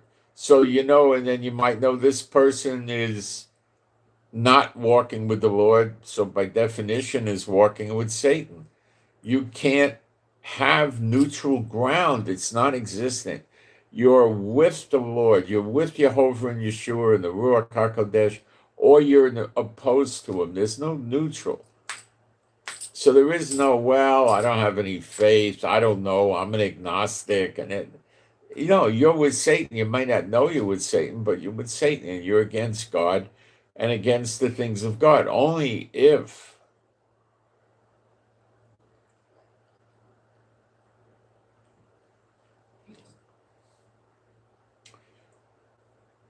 you're with the Lord saved will you like and agree with the Lord and do the things the Lord prefers and stuff like that. So that's discerning of spirits. To another, diverse kinds of tongues. Now, I've never really seen diverse kinds of tongues. Normally, my speaking in tongues or praying in tongues follows what appears to me to be the same language. Now, some people may have that change. I don't know, but it appears from the wording that's what it is. Well, it could also mean to another. I think it's more likely to mean that different people are going to have a different language in tongues. You see, normally we don't know what we're saying. Now, I've prayed many years ago, decades ago, I was praying in tongues for hours and hours and hours. And I was asking the Lord, could I know what I'm praying about? And that time, for a while, I would get a general idea what I was praying about. It was, just a general idea. Like, I was praying about work or something. I don't know. It would vary. But I wasn't getting the translation of all the words I was saying word for word. No, I never got that. But I believe it will happen. To another, the interpretation of tongues, and that's the other gift of the Spirit. So you work together. That's God's idea to knit us together. So you have a Kehillah congregation. Somebody could stand up and recite in tongues, and nobody knows what it means, including the person that did it. And then somebody else stands up and gives the interpretation.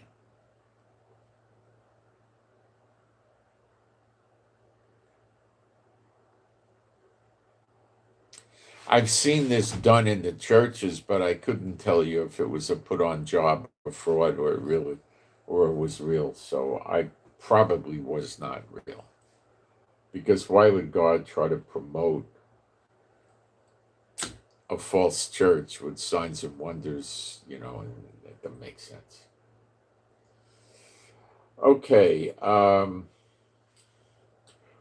Corinthians 12, verse 28. And God had put some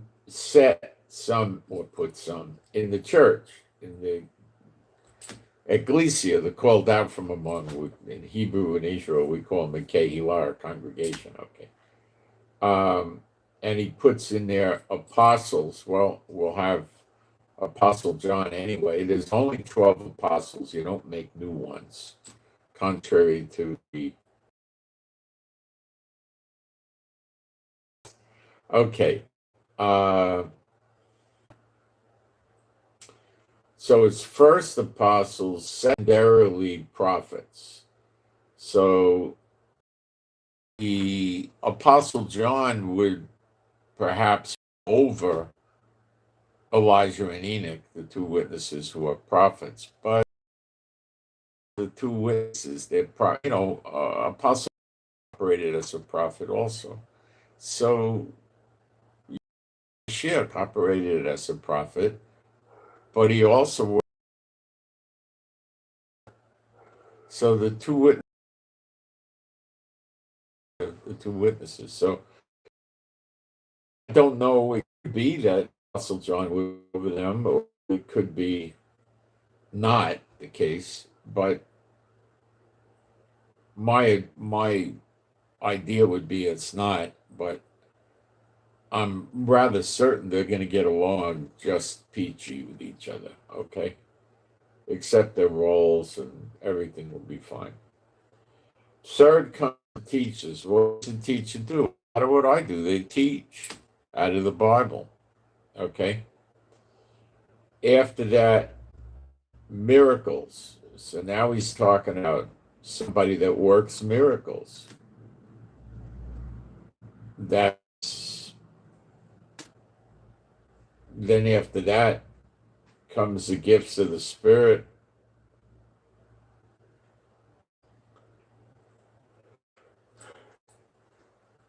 Then it goes on with helps.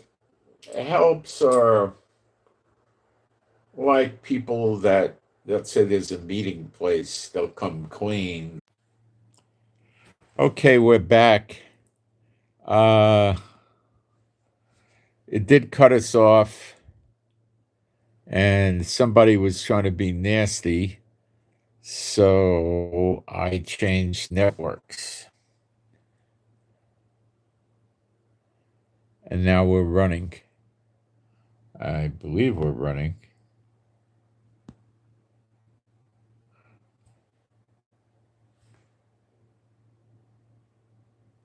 Yeah, we're back. I don't know if the people are going to come back in, but what happened now? I don't know what happened. I don't think anything. Yeah, people are coming in. It appears to me that was an attack. Hang on a second.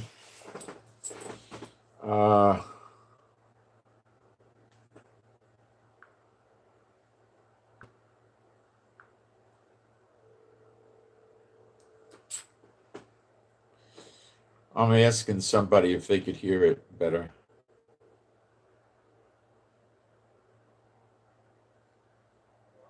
Hi, it's Moshe. Can you hear it now? Okay, I switched networks. Okay, thank you. I'll get back to them. Thanks. Okay. Um, yeah, we're back. All right. So let me go right into spiritual warfare in case we got an issue. Um, let's go after the Israeli government. And that's our best bet. There's two governments to go after, United States and Israel. And we could also go with Iran and others, but I think the primary is Israel. If the Israel government changes or folds altogether, no more democracy nonsense, then you all can come over here. That's a big motive. And plus, the people in Israel are going to be much happier. As long as you're switching Satan bots, the people are going to be having their nose held to the grindstone. If it's Netanyahu or Bennett or somebody else, it's all going to be bad because they're miserable, rotten, stinking, poor excuses for people. Okay, they're abominations. They're liars about everything. All right, so let's go to work. B'Shem Yeshua HaMashiach, my heavenly Father, I bind every unclean spirit from being inside any elected or appointed official in Israel now and for the next 10 years continuously. No unclean spirit can be in these people. They have to leave these people immediately right now, as well as every person that works for them in their work unit, as well as every person that lives in the same house as them. All these unclean spirits have to immediately depart from them, never to return unto them again. And no unclean spirit can go into these people for the next 10 years, continuously beginning now. And they cannot appear to these people, guide them, lead them, direct them, help them, assist them, or lie to them about protecting them or any other thing. They cannot lie to them as to who they are. They cannot lie to these people as to where they're going to go when they die. They cannot lie to these people about being gods. Okay? And anybody that comes in contact with these people physically, the unclean spirits have to go out of these people immediately, never to return unto them again. And anybody that gets within 25 feet of these people, the unclean spirits have to go out from them immediately, never to return unto them again. And anybody that communicates with these people, the elected and appointed officials in Israel, the heads of all the departments in Israel, the heads of all the ministries in Israel, these are the people that this applies to. And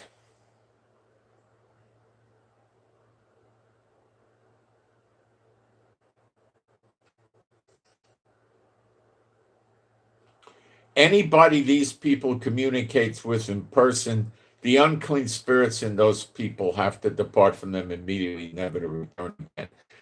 Anybody these people communicate with on a telephone, on any communication device, or the internet, these are the unclean spirits in these people, if there are any, they have to immediately depart from these people, never to return unto them again.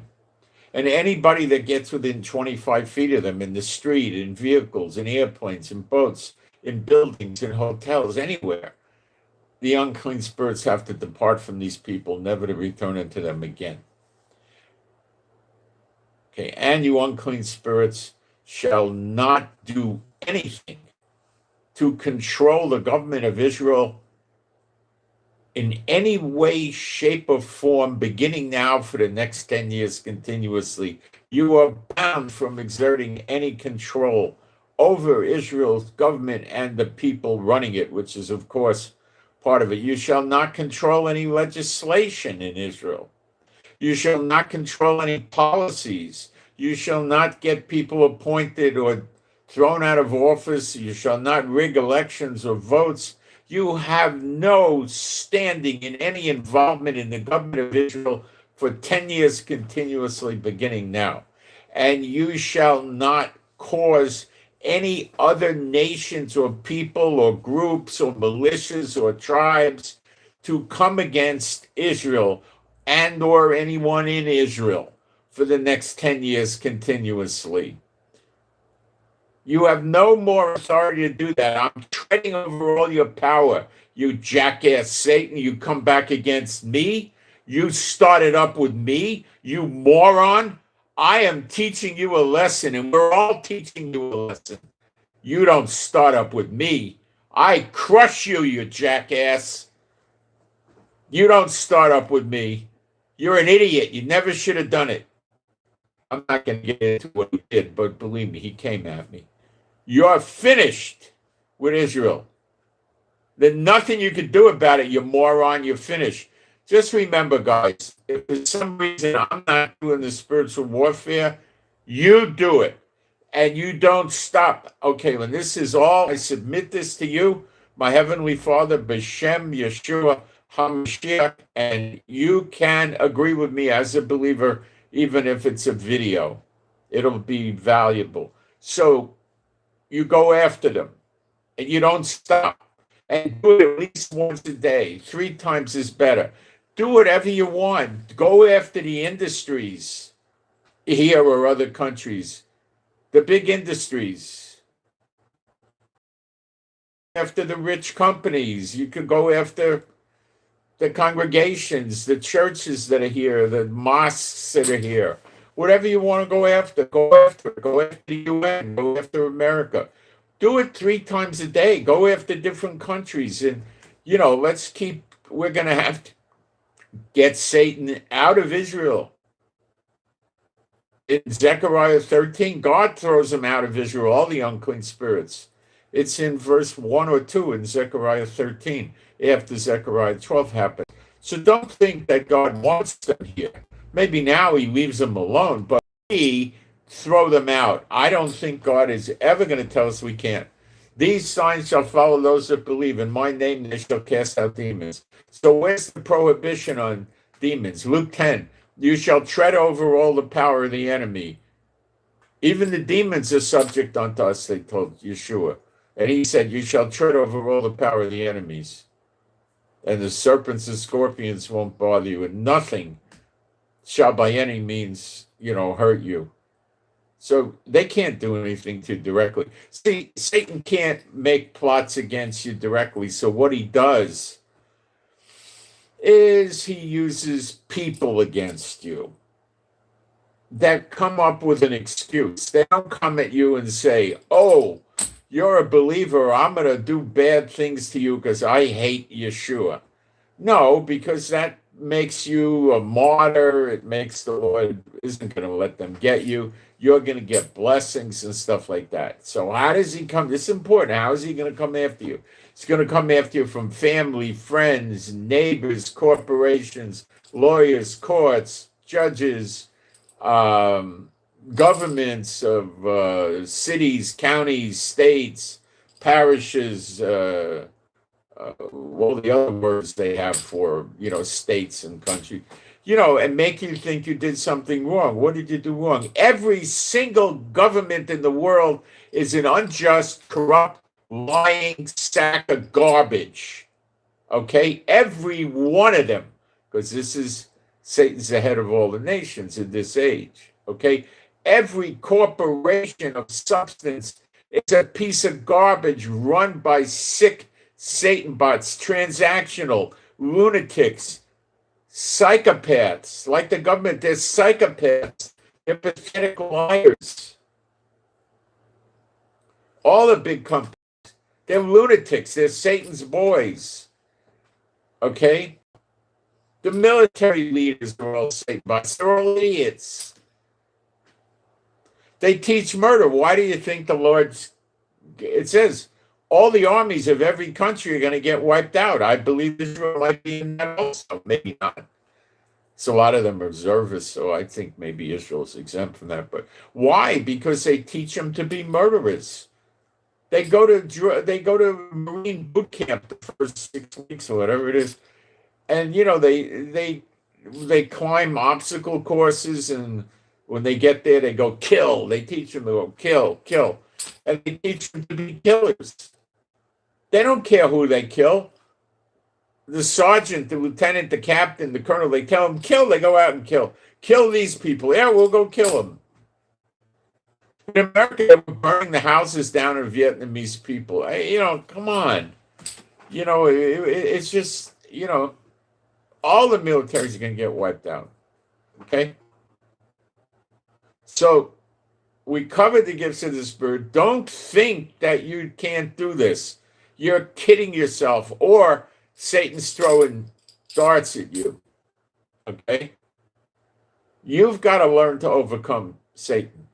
I can't overcome him for you. I can help you. I can teach you. I can show you. I can share my experiences, but you got to do it. Don't just agree with me, although agreeing with me is necessary to give this the power and the oomph, but also do your own spiritual warfare. Play that back what I did to destroying the government of Israel, okay, to get rid of this rotten, stinking, corrupt country that doesn't, they got the people conned. They think Israel did good in Iran. They didn't do anything. There was a joke. They think they got a victory in Gaza. Well, you got 20, 30,000 of them sitting there and they're not going to leave. Where's your victory? Trump comes over to us and wants us to spend billions and tens of billions of dollars over 5 to 7 years removing the rubbish from Gaza. And they think Trump is good. And we got somewhere in Gaza. What did we get? We can't live there. What do we got? Lebanon. Maybe there'll be some victory there. Syria. Turkey is trying to talk. Turkey in NATO. You realize what idiots people have to be to believe NATO's not a corrupt piece of crap run by Satan?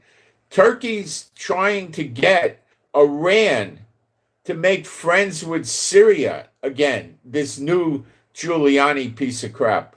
He wants to bring Iran back in there, and then he's got his military in Syria, and he'll work together with Iran, and then the militias in Iran-backed militias in Iraq can just roll into Syria. And who do you think they're going to kill? Israel. And do you think Netanyahu's doing a good job? What has he done about Yemen? Every day, missiles, drones. What has he done? Nothing. What has he done? He's done nothing. Did he ever do anything of substance to Iran? Well, they blew a lot of buildings up there. They did stuff, but he stopped. He went 12 days. He had to go 90 days. He would have finished them off, and then what would have happened? Instead of having $53 billion of damage, Israel would have had $400 billion in damage.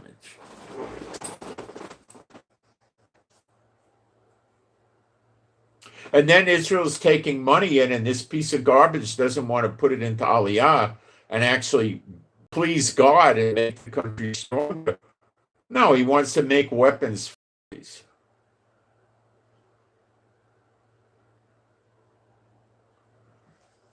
They lie to the people about who Yeshua is. These high-level Satan bots, they know 100% who Yeshua is. They are perfectly aware of who they really are. They're not aware of who Satan and demons are, and they think they can beat them. And they are confused by Satan over the 2,000-year punishment on Israel. They think that that's not what happened. They think that it's like Satan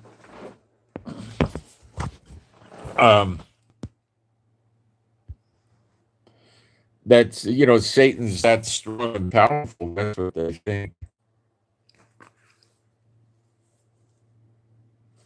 I can't get why can't I get this to come back? I can't see the chat. Um, Let me close this and see if I can. Did that do anything?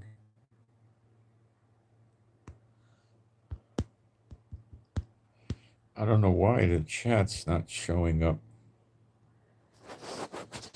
I'm a little worried about that. Let me open up my other device and see if I can see the chat. But if you want this to happen, guys, I'm telling you the time. You go and you do the agreeing with me that I just came up with, replay it, do it every day.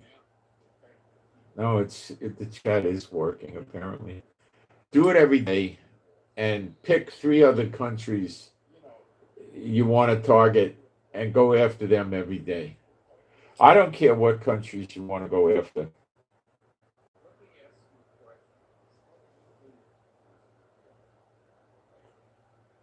Ireland. Okay, I'm going to have a story for Ireland in a minute. So, guys, you want to be here in Israel, you want to minister, you want to see all these things, you want to work with Elijah and Enoch, Apostle John, you want to see the next temple, you want to see the glory of God of Israel and all this stuff. Get on the stick. Let's do it. Let's do it every day. We can do it. Gifts of the Spirit.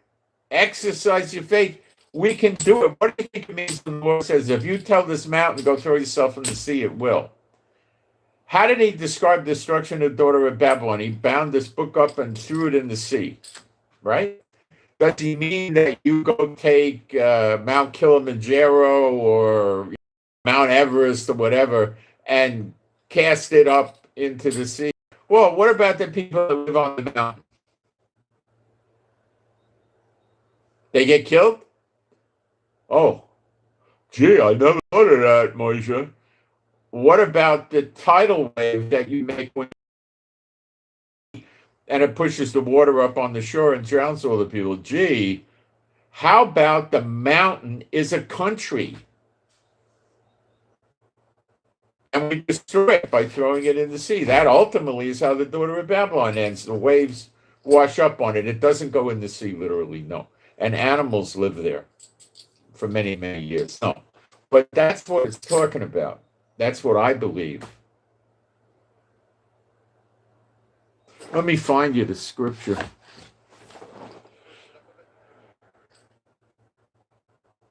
Okay, let me get the key word.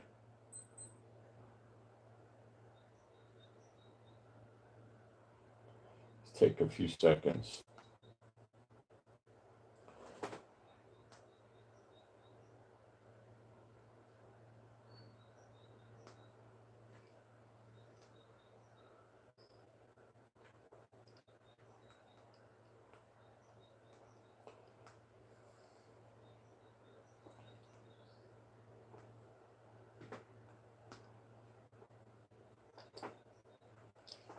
I'm going to be right back while it searches. I'll be back in a minute, very quickly.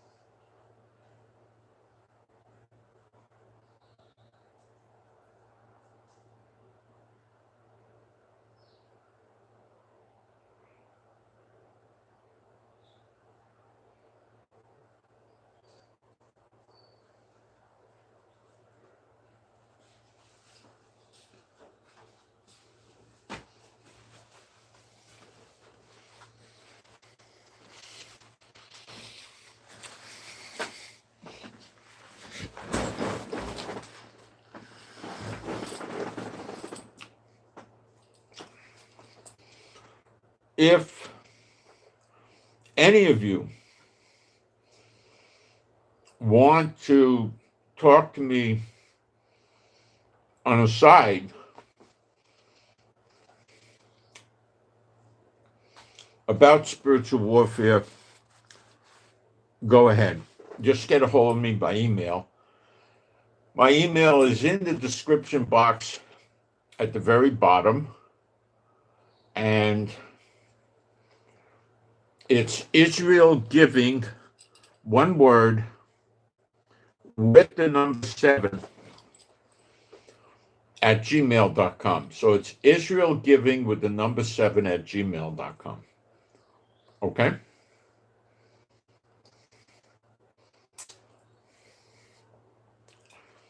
We can do it with WhatsApp. We can do it with other devices, all free. And if you got some friends that are believers and you want to set up a meeting with me there, I love to do it. And then we could talk about things I don't talk about here. Okay?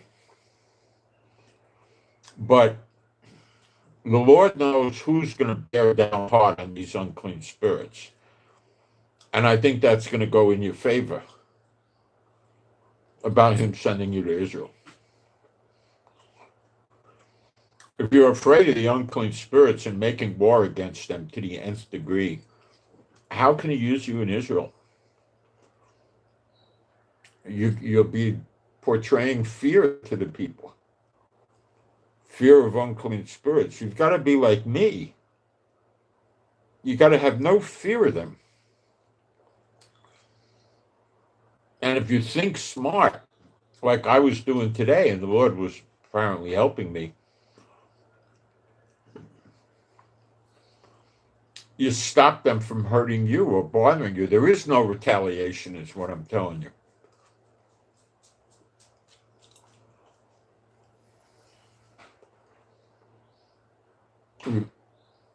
Remember what I said, how the unclean spirits will come at you. They're not going to say, oh, he's teaching about Yeshua, and make you into a martyr or anything like that. No.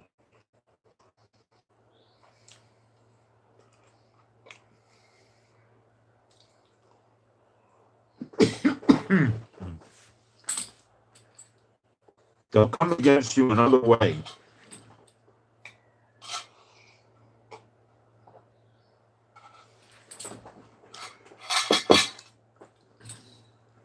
Try to get you to think you're doing something wrong. B'Shem Yeshua HaMashiach, I command all you unclean spirits to never try to come against any of the people doing spiritual warfare correctly, targeting you, unclean spirits, or the people that serve you, unclean spirits, that have the true gospel. You can't do anything to them in any way, shape, or form. You can't come at them. You can't make problems from them. You can't even attempt to make problems or difficulties for them using people or anything else. These commands are set in place for the next 10 years continuously, B'Shem Yeshua HaMashiach.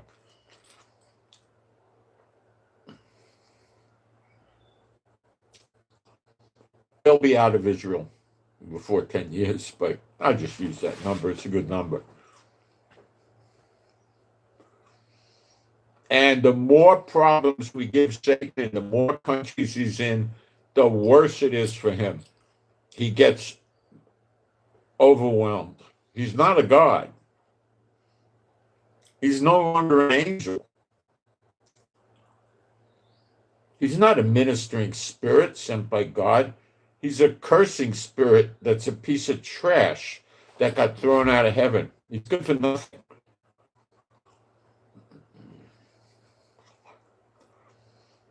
He holds prisoners and doesn't let them go, but when you come back at him hard, I saw a vision years ago what It's like when you use the name Yeshua against him. Although I was at that point, I think, saying Jesus. It was Satan, and he was shrieking. He was going, ah! Okay? They're con men. You don't know you're walking around with two spiritual 44 magnums, one on each hip, and you could blow holes through these idiots. They got you conned. They had no other recourse.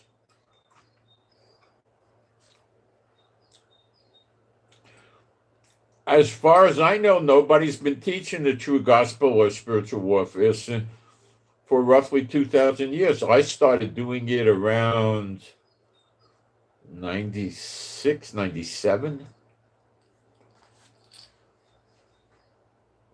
I didn't know as much then as I do now, but I knew enough.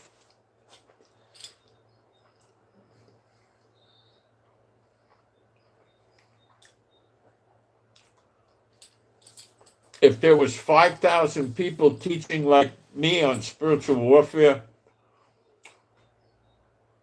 oh, life would be so much nicer. All our problems are coming from the demons and those that serve them. That's where it's coming from. And God is at this is the time to restore Israel and make them the head of the nations. This is not the days of the punishment, from killing Yeshua. This is different.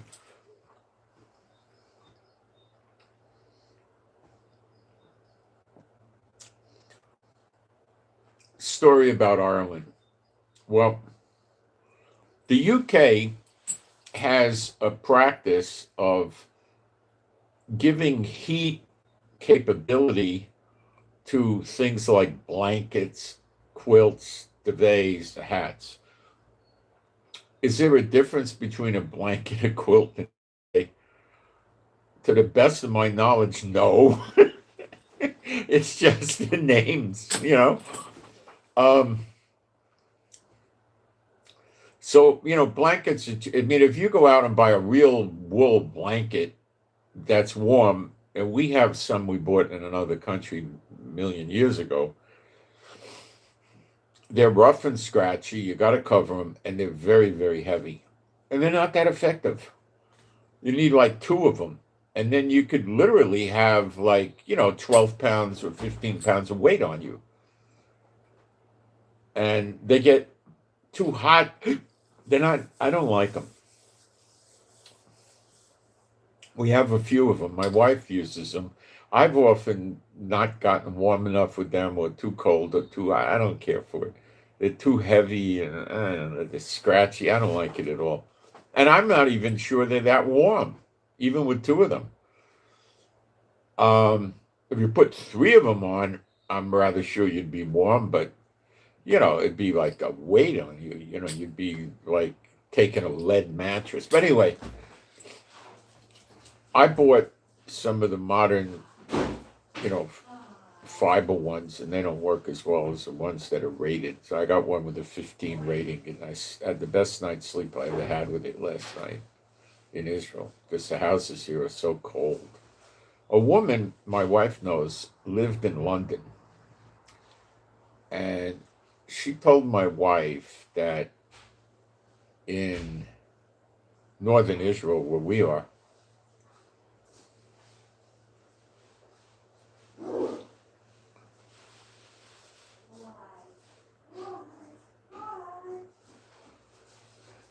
it's colder. It feels colder than London, but it's not colder. If you use the temperature and the barometers, not the barometer, the thermometers and the readings, you got a colder reading in London, but here you've got a colder feel. Yeah. We don't know for sure. We're going to put a thermometer up, but last night it went down to someplace in the 40s outside temperature. And we think we might have been down to 43 or 44 or 45 or something last night in the house. I slept warm. First time.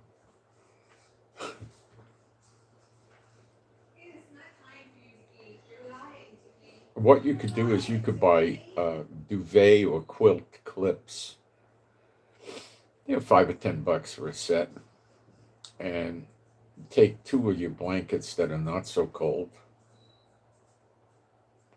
and make sure they're the same size, like they're a queen or a king or something. Line them up and take the clips. Now, don't get the clips with the pin because they make holes in your blankets and they'll ruin them. There's some without pins you get.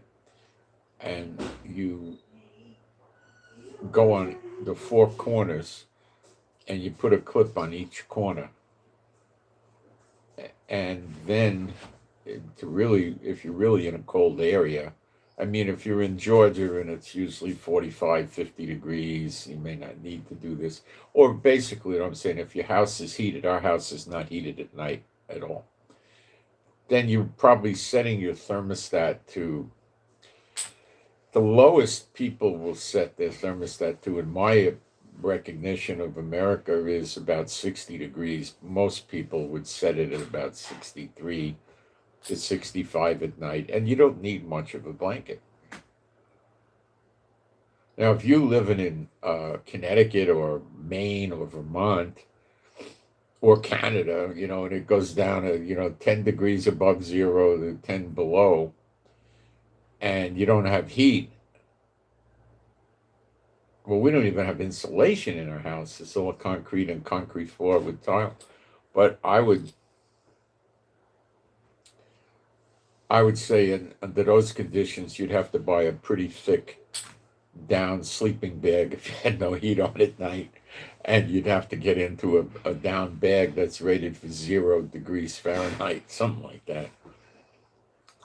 I used to sleep in a sleeping bag for years. It was what they call a car sleeping bag. It was square, and I slept in it for years. I would open it up like a spread in the warm days and just sleep under it. And then when it was really cold, I'd fold it over and zip it up and get inside it. But again, I was inside and I had a thermostat and I had central heat in the house. It's very easy. If you get rid of the central heat and then you get rid of your insulations, our house has no insulation, and we had single pane windows that leak. And if it went down to 0, I think I would buy a minus 40 degree sleeping bag that's going to be about this thick, with down in it with baffles. When you buy down, a lot of the down is junk. There's all different kinds of down. They got goose feathers and down dark and goose, and they got it's washed, it's not washed. The key to the thing is it's got to have baffles in there, pieces of cloth that make sure there's these down feathers in every section of the blanket. Otherwise, they start collecting at different places. And then how the heck do you clean the thing? Put it in a washing machine, it ain't never going to be the same. Send it out to a dry cleaner, it's never going to be the same. What a lot of people do when they go camping, and I've been camping, and when they get out of the sleeping bag in the morning, they light the fire and stuff, then they take the sleeping bag and unzip it, and they hang it on a line between trees or something like that. You don't have to worry about animals coming in eating your sleeping bag. They'll eat your food. So we would sleep in bear country, so we would keep the food in a nylon bag, tie it up, and then hang it up high in a tree with 2 ropes so that the thing couldn't climb up the tree like a raccoon would climb up and eat it. They smell the food. Oh, they smell it all right. But you also don't want to keep it 5 or 10 feet from your tent where you're sleeping. You want to put it like 30, 40 feet away, so the thing won't come near the tent. Or the other way to do it is keep it near the tent and make sure you got the fire going all night. They have a real fear of fire. All the animals, they don't want to come near it. If they could smell the burning and they could feel the heat, they're not coming. They don't want it.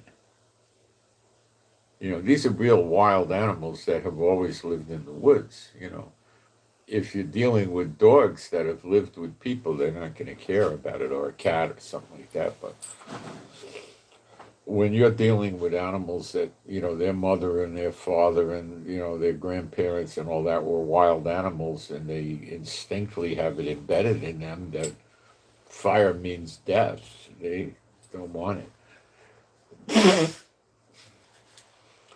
So we always we'd sit up and talk at night and drink hot drinks, and then we would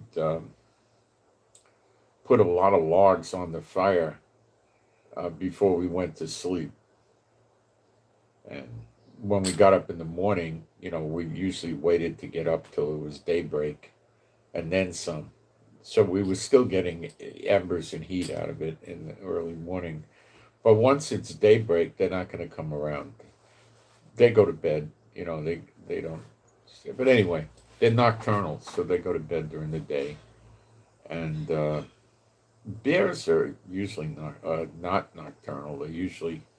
They'll run around in the early evening, but in the dead hours, they're usually not running around. So anyway, so they're the only country, I think, that rates blankets like that. But down is junk. I bought some pretty expensive down blankets about 25 years ago when I was working and had a lot of money. And I bought one and I tried sleeping with it. And this was a house that had insulation. It was not in a snow zone. And I ran a thermostat at about 63, 64 degrees at night. And it was too cold. So I put a lot of money into it. I didn't know what to do. So then I started reading about it, and I said that, it didn't have the baffles, so it had dead spots where there was no down and just cold spots. So I thought about, what do I do? And I was under the impression those are the best blankets you can have, and I don't believe it. They're the lightest ones that give you a good amount of heat. That they do, but I don't think they're the best. Not if you're really cold. So I bought the same blanket again. I got two of them. And I didn't know about the clips, so I put one on top of the other. And that worked. But most of them are crap. You could see Amazon will sell you a down blanket for $70 or $50 or $80. Yeah, this is junk coming out of China. They probably use feathers from, birds that died of natural causes or something like that. It's just crap. They're junk. I would think a really good down comforter, like a king size or something like that, that's going to keep you warm. Like if the house was down to, say, 59 degrees or something like that, which is pretty cool for a house, you probably have to spend at least $400 or $500 for a good down. You probably got to get a fill of about 750. That's the density of the down feathers in there, and you'd have to get it with the baffles. And even then, I'm not so sure it would work. I really don't know. Maybe if you went with a rich and famous they'd have a really good high grade. There's down and there's down. They'd get the high grade, maybe it's not washed. It's got the natural oils or something like that. And it's going to be really thick, probably 5-6 inches. And it's going to have a good outer fabric, and it's going to breathe and keep you warm and pocket the air. You might be at $1,200. I'm talking go to Neiman Marcus or Saks Fifth Avenue or Ralph Lauren or something and buy a down comforter that they're going to promote, and you're probably going to get a heck of a good one, but you're going to pay a lot of money for it. Well, what you can do is you get these quilts, so you can buy 2 cheap blankets and quilt them, put the clamps on them, one on each corner, and then you can put another clamp on the sides in the middle and on the top and the bottom and the front and the back and the middle. or where your head goes and where your feet go. And you're gonna get the air pockets and stuff like that. So you could buy two inexpensive blankets and put them together, or use your old blankets and put them together. Now, if you buy the down, I think what would work is if you put two inexpensive down blankets together, which is what I did, but mine weren't so inexpensive. I think 25, 30 years ago, they were about $400 each, something like that, 400. But that's a long time ago. That'd be like spending 7, 8, 900 today or something. And do the clips, you know. Wool blankets are warm, but they're heavy as all get up, and they're itchy, so you got to put them inside a cover, you know. And then you got to be careful because the blankets move around inside the cover. So when you do that, you got to get these clamps and put them one on each corner to hold the blanket spread out all the way around the cover. It's, you know. But the UK has it down. They put ratings on it. You know, if you go to America and you want to get a rating, they use what's called GSM, grams per square meter. It's how much weight.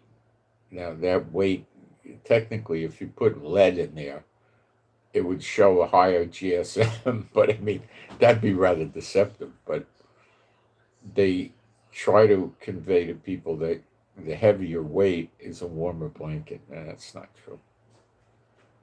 No. The Brits got that down.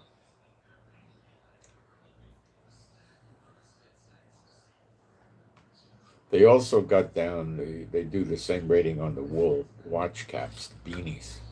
But I bought, I think 2 years ago or 1 year ago, I bought a Carhartt. They make great outdoor work clothes. Hat that's synthetic. It's got a lining and everything in there. You know, an insulating lining. I think it was like $10, $12 or something. I don't know, not much. Maybe it was a little more. And it's pretty warm. You know, I don't know. None of the hats really work. You know what kind of hat will really keep you warm as a man? You get a hat almost shaped like this. It usually has like a red plaid wool, a thick amount of wool. Or you can get them with Harris tweed, even better, as long as it's thick. And it has a wool brim, and it has a thing you fold down over your ears, you know. And what you want to avoid is this hole in the back of your head, or you're going to have a hole. You want to have it solid in the back. So you can't buy a one size fits all. You got to get it sized. And those things can be warm, you know. I don't know any military hat that really is warm, because they're very frequently putting helmets in on the soldiers. So what they do is they wear what's called a liner, a wool hat or some synthetic, and they put the helmet over it. So what does the helmet do? Well, it traps air, true, but it traps all the air, and it traps the humidity of evaporation from your body. But in terms of being rainproof or snowproof or even thick hail proof, it's 100%. I mean, you can easily get hail this big hitting your head, and nothing will happen. You know, like a golf ball or an egg or something, it'll bounce right off. But if hail was coming down like a basketball, I think you'd collapse under it. But it doesn't let any rain in. It's 100% waterproof, and there's no wind that gets in. So if you have a liner in it, it's a pretty good setup. I don't think you can beat it, because it stops shrapnel. And they have some helmets now that are bulletproof.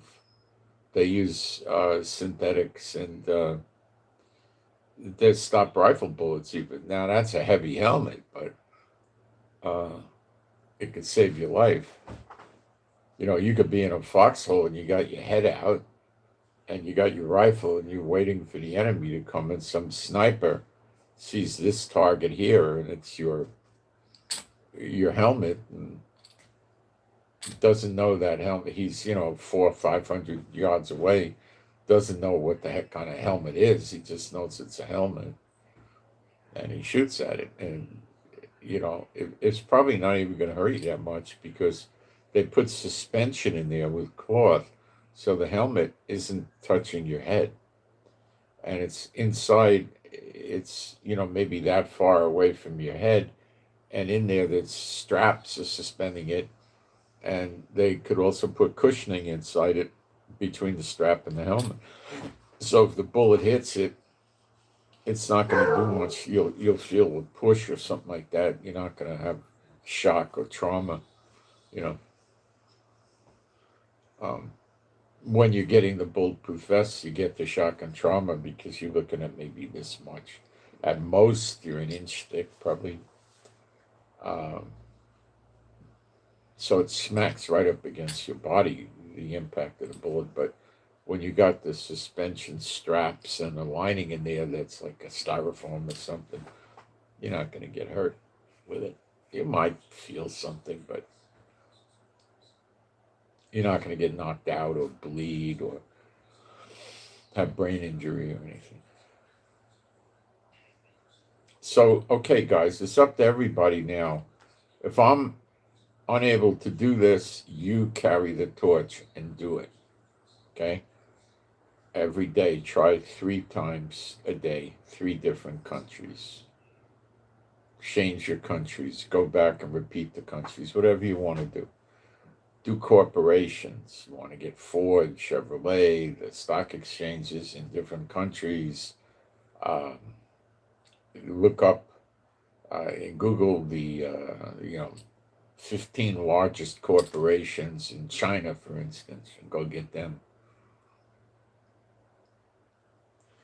Go all around the world and do it. The more problems you give the unclean spirits, the worse it gets. But the government's the way you start. The government's how they control the people, how they start the wars, how they stop the wars, how they make life miserable, forcing it on people. It's the governments. You get rid of the governments, things will return to normal, pretty much. Not really. It's still Satan's the king of this age. But the age is coming to an end. We're in recompenses. The old rule doesn't work. We're in recompenses. God's paying them back. The nations that Satan's the head of. So we'll pay them back too. We're consistent with God. We're in recompenses. Believe me, since August 23, we're in recompense. 2023. We're in August 10, 2023 is when the Lord told me we're in recompenses. So pay them back. You're not going against God. These signs shall follow them and believe in my name they shall toss out devils. Luke 10. Even the demons are subject unto us. You shall tread over all the power of the enemy. This is Yeshua talking. Nothing shall by any means harm you. Go after them whole heart. They can't do anything. Just go after them. Go after them. Go after them. Go after them. You could go take the public transportation system in Chicago, look it up, and toss the buses and the subway trains and all that. Toss them all. Toss the amusement parks. There must be 100 around the world that are good size. The theme parks are the biggest ones. That's the bigger ones. It's ski season. Get the ski resorts. Get the airplanes. People are traveling over Christmas. Toss the airplanes. But focus on the governments. Focus on the Israeli government. Maybe on neighboring countries if you want. And focus on America. And then do that. Make sure you do it every day. And then you can go after the other countries too. Go after their governments. That's the first place to start. It's fun to go after Monaco, the tranny haven, but it's not really that important one way or the other. It's a luxury they lose. That's what it is.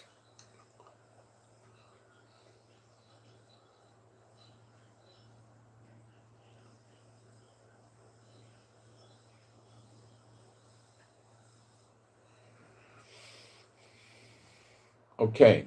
So I'll get us a prayer and we'll go.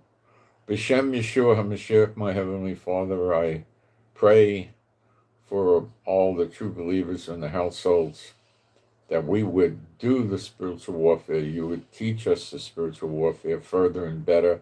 I doubt we know everything. I'm positive we don't.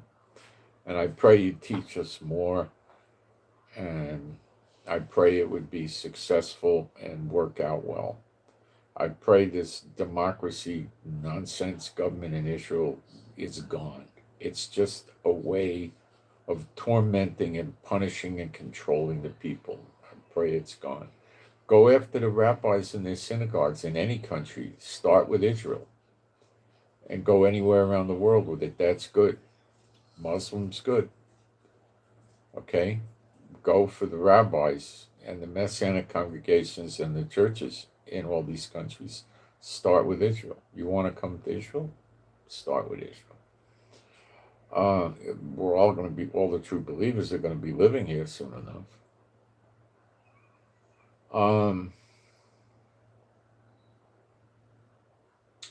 And I pray that we would have your peace, your joy, your calm, your rest, and faith, and all the gifts of the Spirit operate through us, and nothing wobbles us or troubles us or topples us or gets us to cave in or give up. None of that ever happens to us. And that we have adequate finances and then some, that we don't suffer for money. And we don't suffer because we need more clients or more customers. That doesn't happen. We have all we need. And if we need jobs, we get jobs. And we enjoy the jobs. And we don't get persecuted at the job. And we don't get discriminated against. And we don't get picked on because we're believers. And we don't have any problems. No more do governments or corporations or people bother us.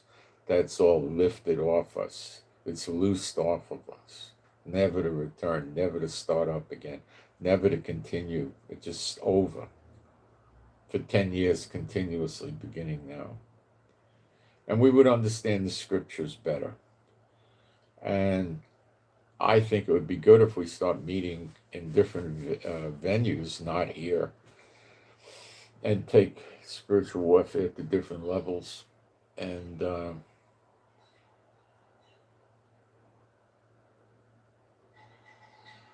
please keep praying for my vision to improve. I appreciate that. And